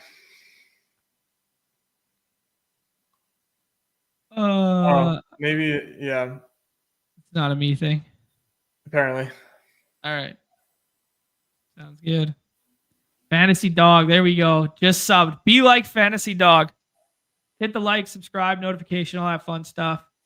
Thanks for dropping on by. Drafting a $200 Great Dane 2 here. We decided to spend it all on Ricky Pearsall. Yeah, continue the thought there, Nez. Yeah, I think Ricky is like a really good pick for 4 out of 12 because it's sort of like eliminator / marathon ass thinking of, and maybe that's backwards, but like I don't know, man. 4 out of 12, like yeah, it's softer to advance, but because it's like high dollar and advancing, it just looks so soft to get to like even like the semifinals. I kind of like lean more regular season. I don't know. Okay. Like, and you think Pearsall's a better regular season play than he is like a quote unquote finals play because of, you know, Ayuk not being there, Jennings with the calf / holdout, blah, blah, blah. Right. Yeah. Cool. He's got more competition coming later in the season. Right. But obviously it could be awesome in the playoffs still. Yeah. I respect that stance. Igbuka goes at 66 there. Ken Walker with the hashtag plan goes at 55. Golden at 72 in this economy. Holy smokes, that feels good. The new Pollard price tag at 61. Addison is cooking future insurance salesman at practice today, so he goes at 80. We could set ourselves up for a little double with Laporta. Doesn't sound serious with the injury. Something I haven't experimented with just yet. Tyrone Tracy's getting some really good buzz out of Giants camp if we want to go that route at the running back position. Josh Downs goes, so we can't take him. Warren. Okay, I don't want Warren on this team. You're on your own then. Okay, I'll take Pittman then. Let's see if Warren comes back. I'm down to push running back around the corner and get like one of the falling ones. I'm not a Warren guy though. I don't know why not. Because we've seen the same movie like 30 times, and that we literally haven't. Like, I don't know why everybody keeps like this is like such a bad talking point, like that people make. It is not the same situation, like at all, and everybody thinks so. Mm-hmm. I don't understand it. Like, how is Caleb Johnson a rookie with flaws coming in, the same thing as Jaylen Warren being an undrafted free agent and commanding touches, taking touches away from first-round pick Najee Harris. And now Najee's gone. Jaylen Warren is here.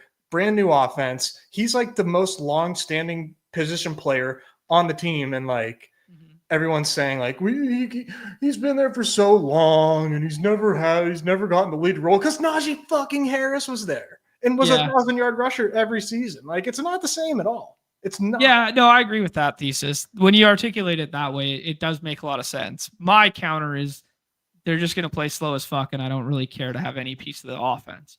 Mine's more of like a macro where it's just like they're going to win on the defensive side. We've seen no running backs matter when it comes to why am I blanking on Arthur Smith style stuff? It's just kind of like, okay, I'm good.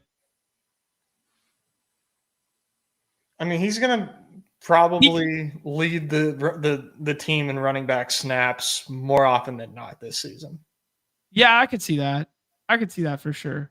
I mean, yeah, the bull case is he is Aaron Jones light to Aaron Rodgers. And he's younger. And well, not when Rodgers was there, but like he's Aaron Jones light. Like I'm making the analogy of like play styles of the past kind of thing. okay. Yeah, that like he's like 12, he's like 10 to 12 touches with like high catch rate stuff, which is like a good bullish role. Yeah, I just like really just have a problem with people thinking that this is the same thing as like Najee Harris being there, because it's just it could not be further from the same. Yeah. Yeah, I think maybe that's the analogy on like the backfield itself.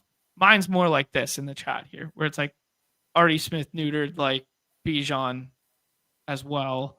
This offense is slow. But his offense was good though. Like he neutered. Yeah, Bijan wasn't good for fantasy, but like Algier fucking cooked. Like, right? They were a good team. Like they had, like they were efficient.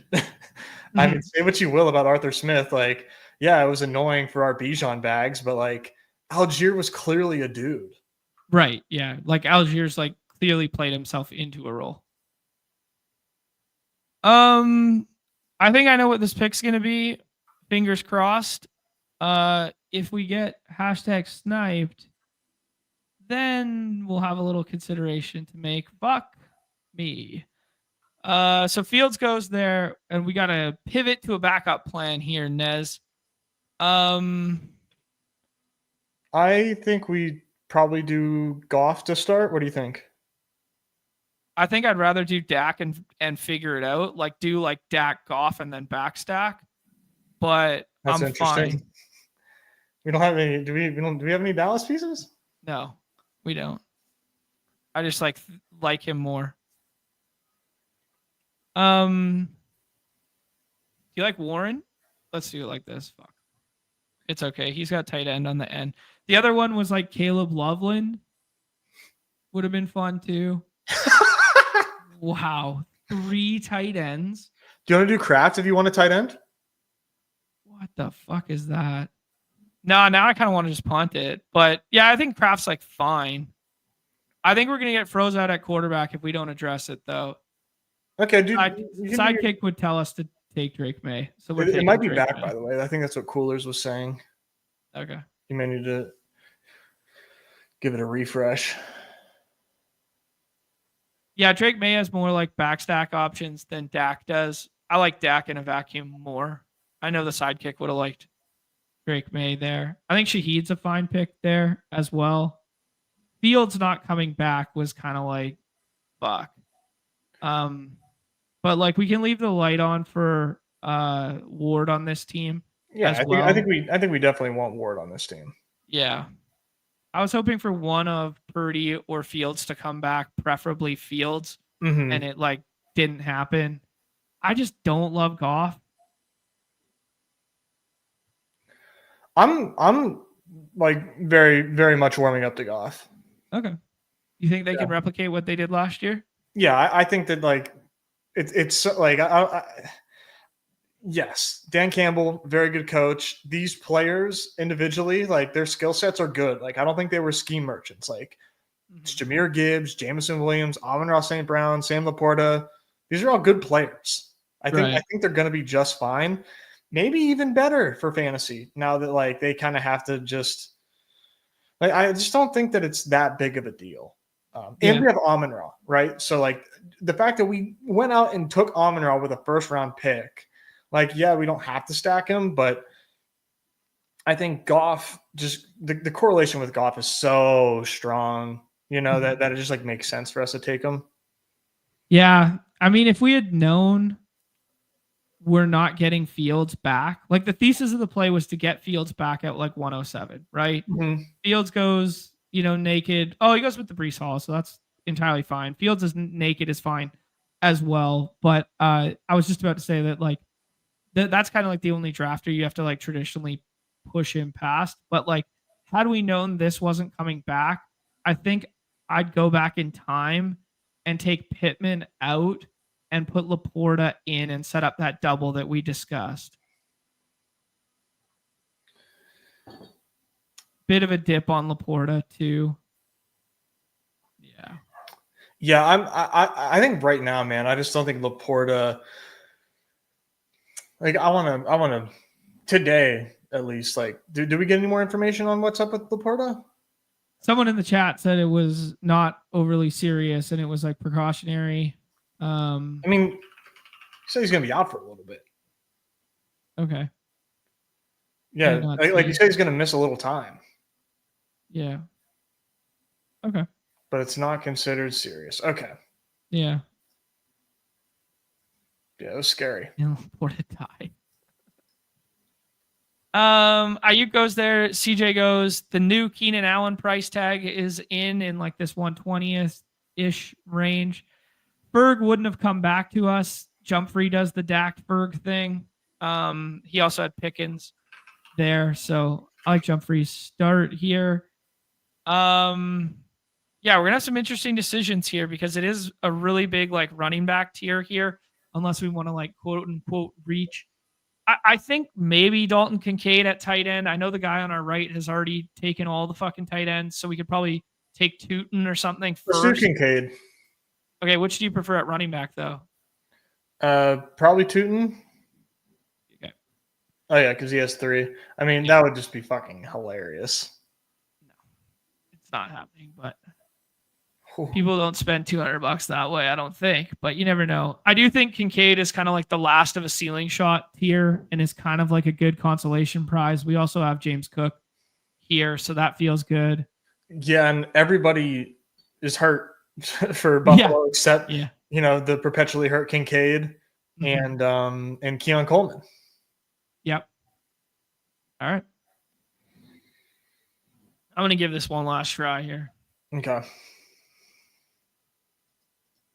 Something's clearly up on the back end there. Restart the extension.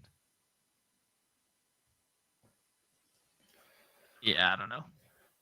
Sorry, my friend. Better luck next time. Better luck next time.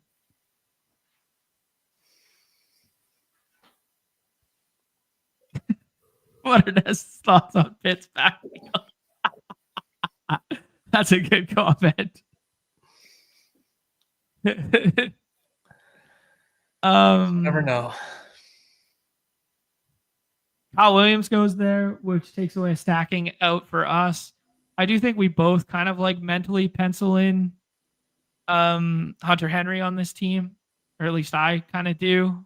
But yeah. Yeah, considering both Patriots wide receivers go there, and I don't really care for Booty, even though May rushes, like it's not the end of the world. But yeah, I would probably want Hunter Henry. Would you rather have Allen or Ray Davis right now? Braylon. Yeah, I think those two are slowly working their way to flippening. Yep. Big time. Big time.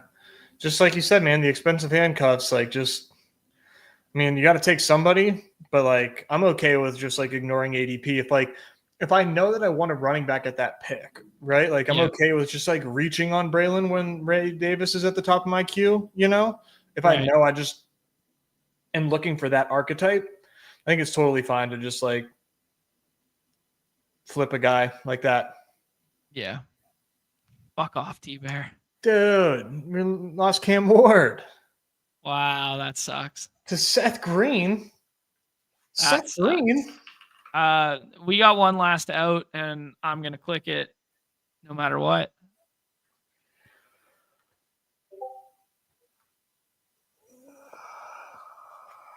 I'm trying to think who it is. Can't remember anything about our team. Man, we're getting a big drop on Spears here. I've never been in on Spears. Your boy Najee, who you proclaimed was the best pick on the board, is there too. Hunter Henry is here. Yeah, I think. Well, we know we want to do that next pick, but who was the quarterback? You said you wanted to do another quarterback? Yeah, I want to do Richardson right now. You don't want to just do it here? Yeah, usually. Yeah, just do it here. Like I I think we want 3. We've got the Pittman stuff. The other guy on the end's only got 2. The guy beside us has 1. Everyone's taking 3. It's like a 4 out of 12 format. I don't feel great with just Goff and May. Yeah, I love Richardson. Richardson as a third QB is like the most fun pick ever. Yeah, Like it costs like, it's no big deal if it doesn't hit. If it does hit, like it's just like it's doing so much for you. Yeah. Henry makes too much sense here, but if you want Najee. No, I want Hunter Henry. We have a pretty good running back room right now. Yeah, I agree. Like it wasn't like necessary to get running back in that pocket. It was probably like a luxury. We're pretty well balanced, man. This team. Yeah. This team's doing okay. Yeah, it's okay. I really wanted Fields to come back. Yeah. But we kind of like made the most out of it. It's a 3-4-5-2. Goff, May, Richardson. We can turn off the purple button. Henry, Cook, Tracy, Tootin. A little bit of ceiling, a little bit of floor combo there. Might end up with 6, but 5 is probably fine. And then Amon-Ra, Garrett Wilson was a little bit of a faller. Calvin Ridley, Ricky Pearsall, Michael Pittman Jr., Dalton Kincaid, and Hunter Henry. The way the tight ends ended up breaking for us, Nez, where that like second tier didn't run off. It was just that one initial runoff tier between 8 and 10. Actually turned out okay for us because we do have like a ceiling shot and we do have like a floor stacked combo. It makes me think the Laporta is a little bit, or like I'm not as mad about missing out on the Laporta stuff now. I'm definitely not. Yeah. I'm definitely not. Not in this format, man. I think he makes more sense for like the top heavy tournaments. Yep. But like otherwise, I just think he's a bit of an expensive pick for a range of outcomes that I just don't think is like awesome. But I don't know. I got to think about it more. Yep. Yeah, I got to think about that one too. He was really inconsistent last year, and I'm like, does he have the ceiling? Mm-hmm. Yeah, was he Ben Johnson merchant for the first year? Who knows? Okay, we got 4 slots left, Nez. I think at least 2 more wide receivers. Nez, can you turn off the Discord sound thing? It's driving me crazy. Keeps bouncing. It's fault. New me? Okay. There we go. No, I don't sound depressed. I was just trying to I'm thinking more intently today because it's $200 draft. We're thinking more intently. I was a little depressed with the Jalen Warren. That's what I was a little depressed with. We didn't even get him. Yeah, I know. I'm fucking real. Not even on the team. Oh man. Man, that's such a good Rico price. I know. I was trying not to say his name too.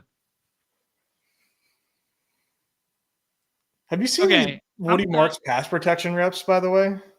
No, but he was really good, no? Yeah, dude, he looked sick. Okay. I haven't seen the videos. I just knew he was that kicking ass. Yeah. Okay. I was impressed. Okay, I don't want to get caught up in the crazy hypo FUD meter right now with these running backs that are just going to be zeros. I think Shipley's a really good end of tier pick for us. Yeah, I like Shipley. I like it way more than Marks. Roschon, they worked out Jamal Williams the other day. He didn't sign, but it clearly indicates that they don't love him as just that pure goal line work. Yeah, that's a bear signal. Yeah.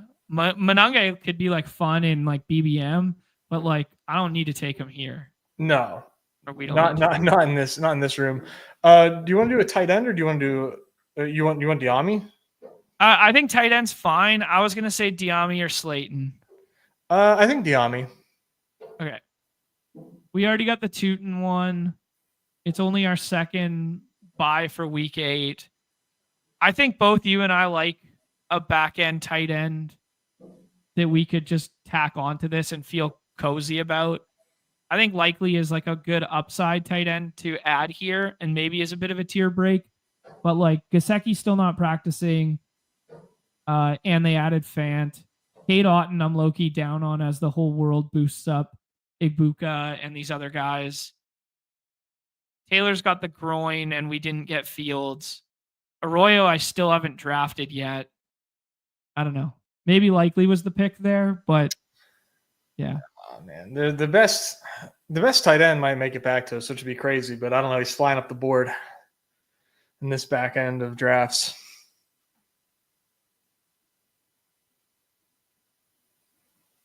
Yeah. Fuck. I don't know, man. I don't know if he'll make it back. He's climbing up boards like crazy. I know. Okay, we're not talking about it. A little extra sweaty today. Do you want to are you done at running back, you think? I think so. Yeah, I think so too. I think the team needs one more wide receiver. Like this doesn't feel like that thing. Like it's only 5, but like it's Derrick Henry, James Cook, Tracy should have a big role. Tootin's exciting. Shipley maybe mixes in, obviously elite handcuff. Like for a 4 out of 12 advance, like I feel comfortable with that, considering like, I think we both agree that wide receiver tight end would be a fun way to end this. Yeah, I think wide receiver tight end is the optimal. I think wide receiver running back is also in play, but at the very least, it's one more wide receiver, I think. Yeah, I could probably be talked into 2 more wide receivers even, but yeah, it depends on what running backs obviously are here. There's a lot of right now around 18. I think there's a lot of really fun running back clicks for the moment. Yeah, I'm glad everybody's getting to experience Renegades on stream. Primarily only does the high dollar stuff and a lot more on Redacted, but he is truly cooking his own shit, and he is a free thinker, and I fucking love it. It's awesome. I'm so happy that there are players like this who don't just, fall in line with the crowd over and over again, and they truly are like, yo, I got takes, and I'm gonna follow my heart here. I respect the hell out of it. Baker is just, that's so sick. All right, I'm about it, dude. The guy on the end's probably not taking a 4th tight end. I wanted Slayton the last go around. Yeah, I like it as a pick. I know AD Mitchell stacks, but I don't think it's necessary on this team. No, we don't need AD Mitchell's like super fucking sexy and cool, but like we don't need him on this team. Yeah, I like Slayton, and then now I'm like, there's a lot of different options here. Yeah, I think Sanders is my favorite by like a decent amount. It does overlap bye weeks with Henry. Yeah, but who cares? I think Theo Johnson is fine and does the same there. I think Brooks is good as like just a contingent handcuff ceiling shot. What do you win when you win? Yeah, I'm like Sanders, Marshawn Lloyd, or Coker, I think. Or Sanders, Corum. Lloyd, or Coker. Let's do Sanders then. Yeah. Yeah, I think Coker's good. I prefer it on my stacked teams, or if we got like some Seattle stuff. Yeah, Dude, I don't know. Sanders is good at football. Like he's gonna be fun to watch. Yeah, I hope so too. I'm drinking your Kool-Aid when it comes to some of this Carolina stuff. Yeah, dude. Give Canales another year. Dude, Bryce is like, oh my god. Bryce is making Xavier Legette look like Randy fucking Moss out here, man. Yeah.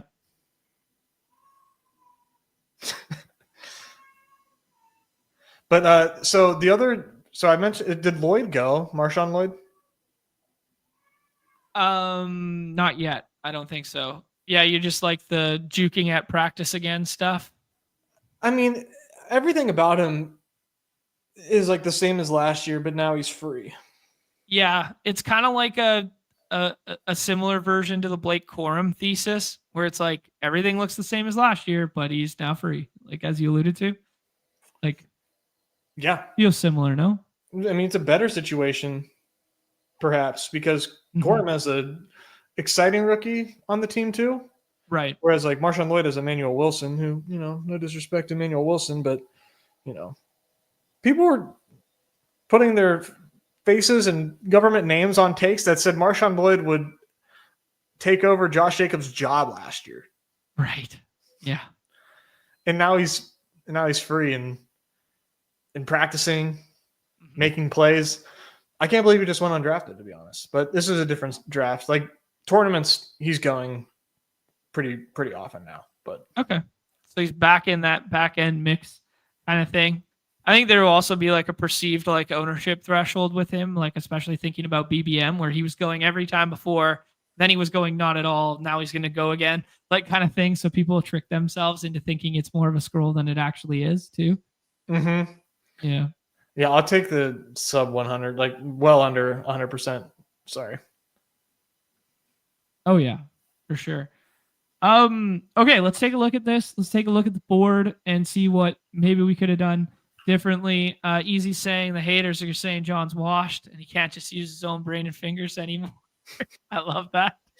Age cliff allegations. Yeah, actually this is pretty funny that he brings up PTP because one of the things we were talking about today behind closed doors was some Primetime Palooza related data. So that's pretty fun. Yeah, PTP slates, man. Those are my fucking favorite to talk about. Everybody knows that. I love going full deep dive gal brain on who's the AJ Barner on the slate. All right, Nez. A little bit more me than you in this one, admittedly, because your boy staked up the 200, so I had to veto a couple times there. But I think we turned out all right here. A 3-5-7-3. We went with Jared Goff, Drake May, and Anthony Richardson. Reached a little bit above ADP on all three of the quarterbacks, largely because of the dynamic of the room. We saw a lot more 3 quarterback builds and stuff like that with the fact that it is 4 out of 12 advancing and it is a $200 contest. People, slapping the condom on a little earlier. We saw it right beside us with 3 tight ends in a row from 8, 9, 10.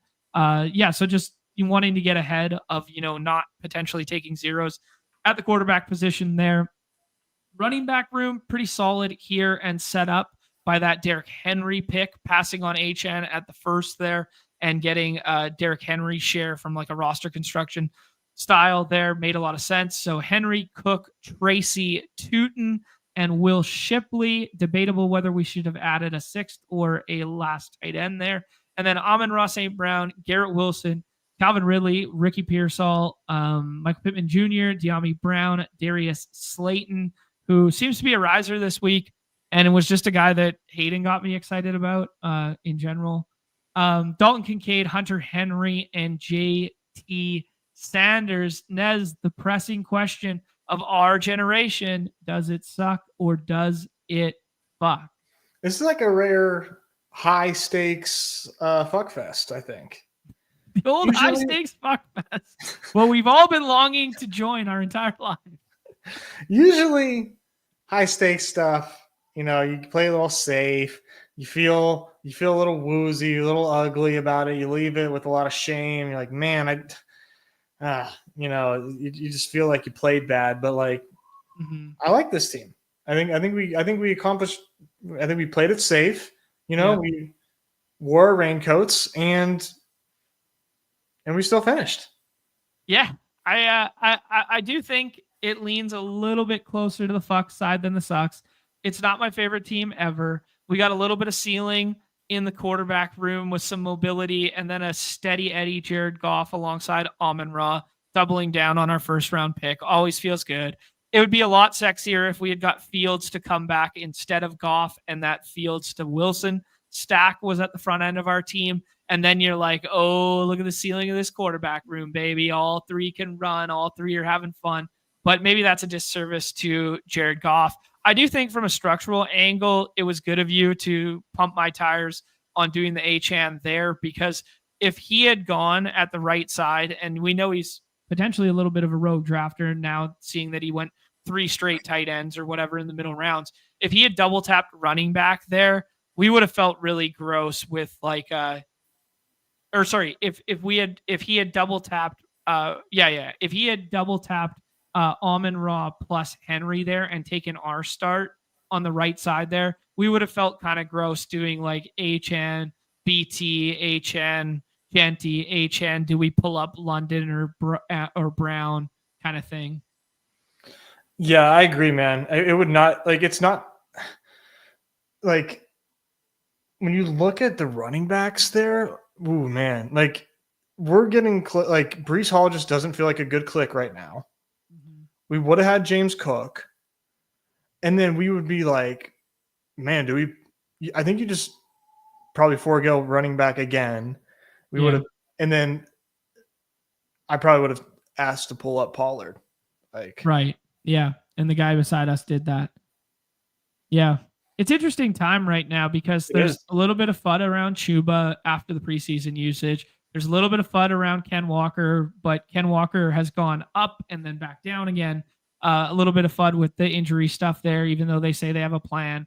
You know, Henderson's got steam to the other side of the board, so you can no longer do like the Harvey Henderson and be like, okay, at least we got 2 ceiling shots after we pissed off the top. Yeah, and then that second pocket now of wide receiver from 6 through 7 is becoming like increasingly ambiguous, and Igbuka's joining it, Golden's joining it. People are really like chasing their guys in that middle tier as well. So getting Pearsall there, or at least getting someone there that we like, felt like a little bit of a necessity. And if you have to spend that slot on running back, it gets a little dicey. No, it absolutely does. I think the corners right now, like the 1, 2, the on both sides of the board, first 3 picks, last 2 picks, definitely like are like I want to start from the left side, from like the top 3 picks, man. I've said this before, and I think I agree with it even more now. Like the 3v3 of that, like bearing the lead here. I want to start CeeDee Lamb, right? Is what I'm gonna say. Between like I love Barkley. I think Barkley is the most like overthought player in football right now.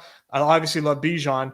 I want to start CeeDee Lamb 102 because the 3v3 I think is just like immensely better. I fully agree with you, man. I've tweeted out a couple pictures this week of starts from the front end of draft board, and I love that like CeeDee Lamb and then either Bucky or Chase, and then hoping that like Tyreek's been a faller recently, McBride's been a little bit of a faller. If you can somehow get JT with your Lamb, he falls all the way back to 24 in this one. Like it just feels warm and fuzzy to get that second round RB opposed to that first round RB at the left side of the board comparative to earlier in draft season. Yeah, and then on the right side, it's like the opposite. Where like that's where I want running backs. Right. Like we fully just fleshed out. So yeah, I'm glad that you were here to assist me in that start on the front end of the board, because it did really set us up well for the remainder of the draft there. I mean, it would have looked similar with like Achan, but like Achan BT, no disrespect to the guy to our right, is like way more question marks and arguably a little bit more ceiling, but way more question marks than going with the tried and true Henry plus Amon-Ra. Exactly. Yeah, which especially high stakes, what I want to do. Yeah, unfortunately, I'm not available in the Chrome extension store to be thrown into people's Underdog drafts to help them out like I was for you today, John, but it helped. It helped. Yeah. All right, dude. Pretty fun build. Pretty good show there. Hopefully everybody has some good success in the MLB stuff this evening. We didn't do a ton of pick'ems. Nez put one in the chat there. I'm gonna copy paste again. Ooh, that's crazy. What's going on with the Judkins stuff? People not face any formal charges. They've declined to move forward with the case. Oh, wow. He's free? I was virtue signaling all over his ass, and he's an innocent man? Fuck, that blows. He got the payoff under the table there? The Samson, she got the payoff under the table? Wow. I mean, Jesus okay, everybody pump the brakes here. Everybody pump the brakes for like a half second. Let me be like a little bit of like truth serum here for a second. Like, he's still a rookie on the lowest implied total team who's missed all of OTAs and camp, etc. Like, yes, he is, from a talent standpoint, a considerable buy and a big closing line value, potentially big closing line value winner relative to where he's been going. Where should he go now is the question. He returns, he signs, he still hasn't signed. He signs his contract tomorrow, and he goes where? And this is a good point here from Cap. Like, just because it's not, they're not proceeding there, like there is still potentially some punishment that could occur. But this is actually good news for Judkins. Very well said. Going where Sharps? Where do you think? Yeah, man, he's a top 100 pick now. J.K. Dobbins or Judkins? I don't know, man. This sucks. Yeah, it's a tough exercise. Probably Dobbins. Now. Okay. Yeah, I was upset about auto drafting him the other night by accident, and now maybe it'll be my best team in BBM. LOL variants, baby. Yeah, like I think the biggest takeaway is like the Sampson and Ford stuff look more egregious than the Judkins looks slate breaking, if that makes sense. Yeah. Yeah, like interesting running back room here from Oak. He's got 5 running backs, starts with Bijan, doesn't take a wide receiver until round 4. He's got Bijan, he's got Swift, he's got ETN and Bigsby, so he handcuffs that backfield a little bit.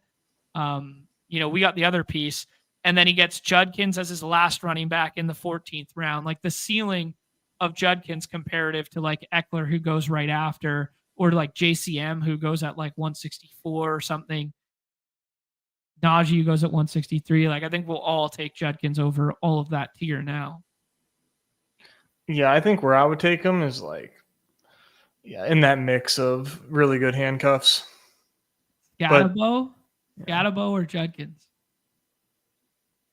Scatty. Yeah. But I gotta I gotta dip out. Got baby crying. Oh, my 5th round Sampson is suboptimal. Oh, that's good. Yeah. I kind of feel like this. Okay, this is bullish. Right by Mixon. Kind of feel like this. No camp, still ambiguous. Crap team. Interesting. Yeah, lots to unpack there. Lots to figure out in the future. Let this be a lesson in not prematurely dunking all over a dude for his domestic charges. Nah. I've never. I'm good. I mean, it's weird that guys like us have never been accused of that stuff. I don't know, man. Maybe just Anyways. Yeah, or falsely accused of. All right, guys. Tybo on that one. Best of luck in the MLB streets. That was our first great Dane 2 fun exercise there. Please hit the like, subscribe, notification on your way out the door. 300 and some odd of us live right now. Check out the Sidekick. Check out Underdog. Fantasy.com. Everybody's favorite time of the show. The end. Peace.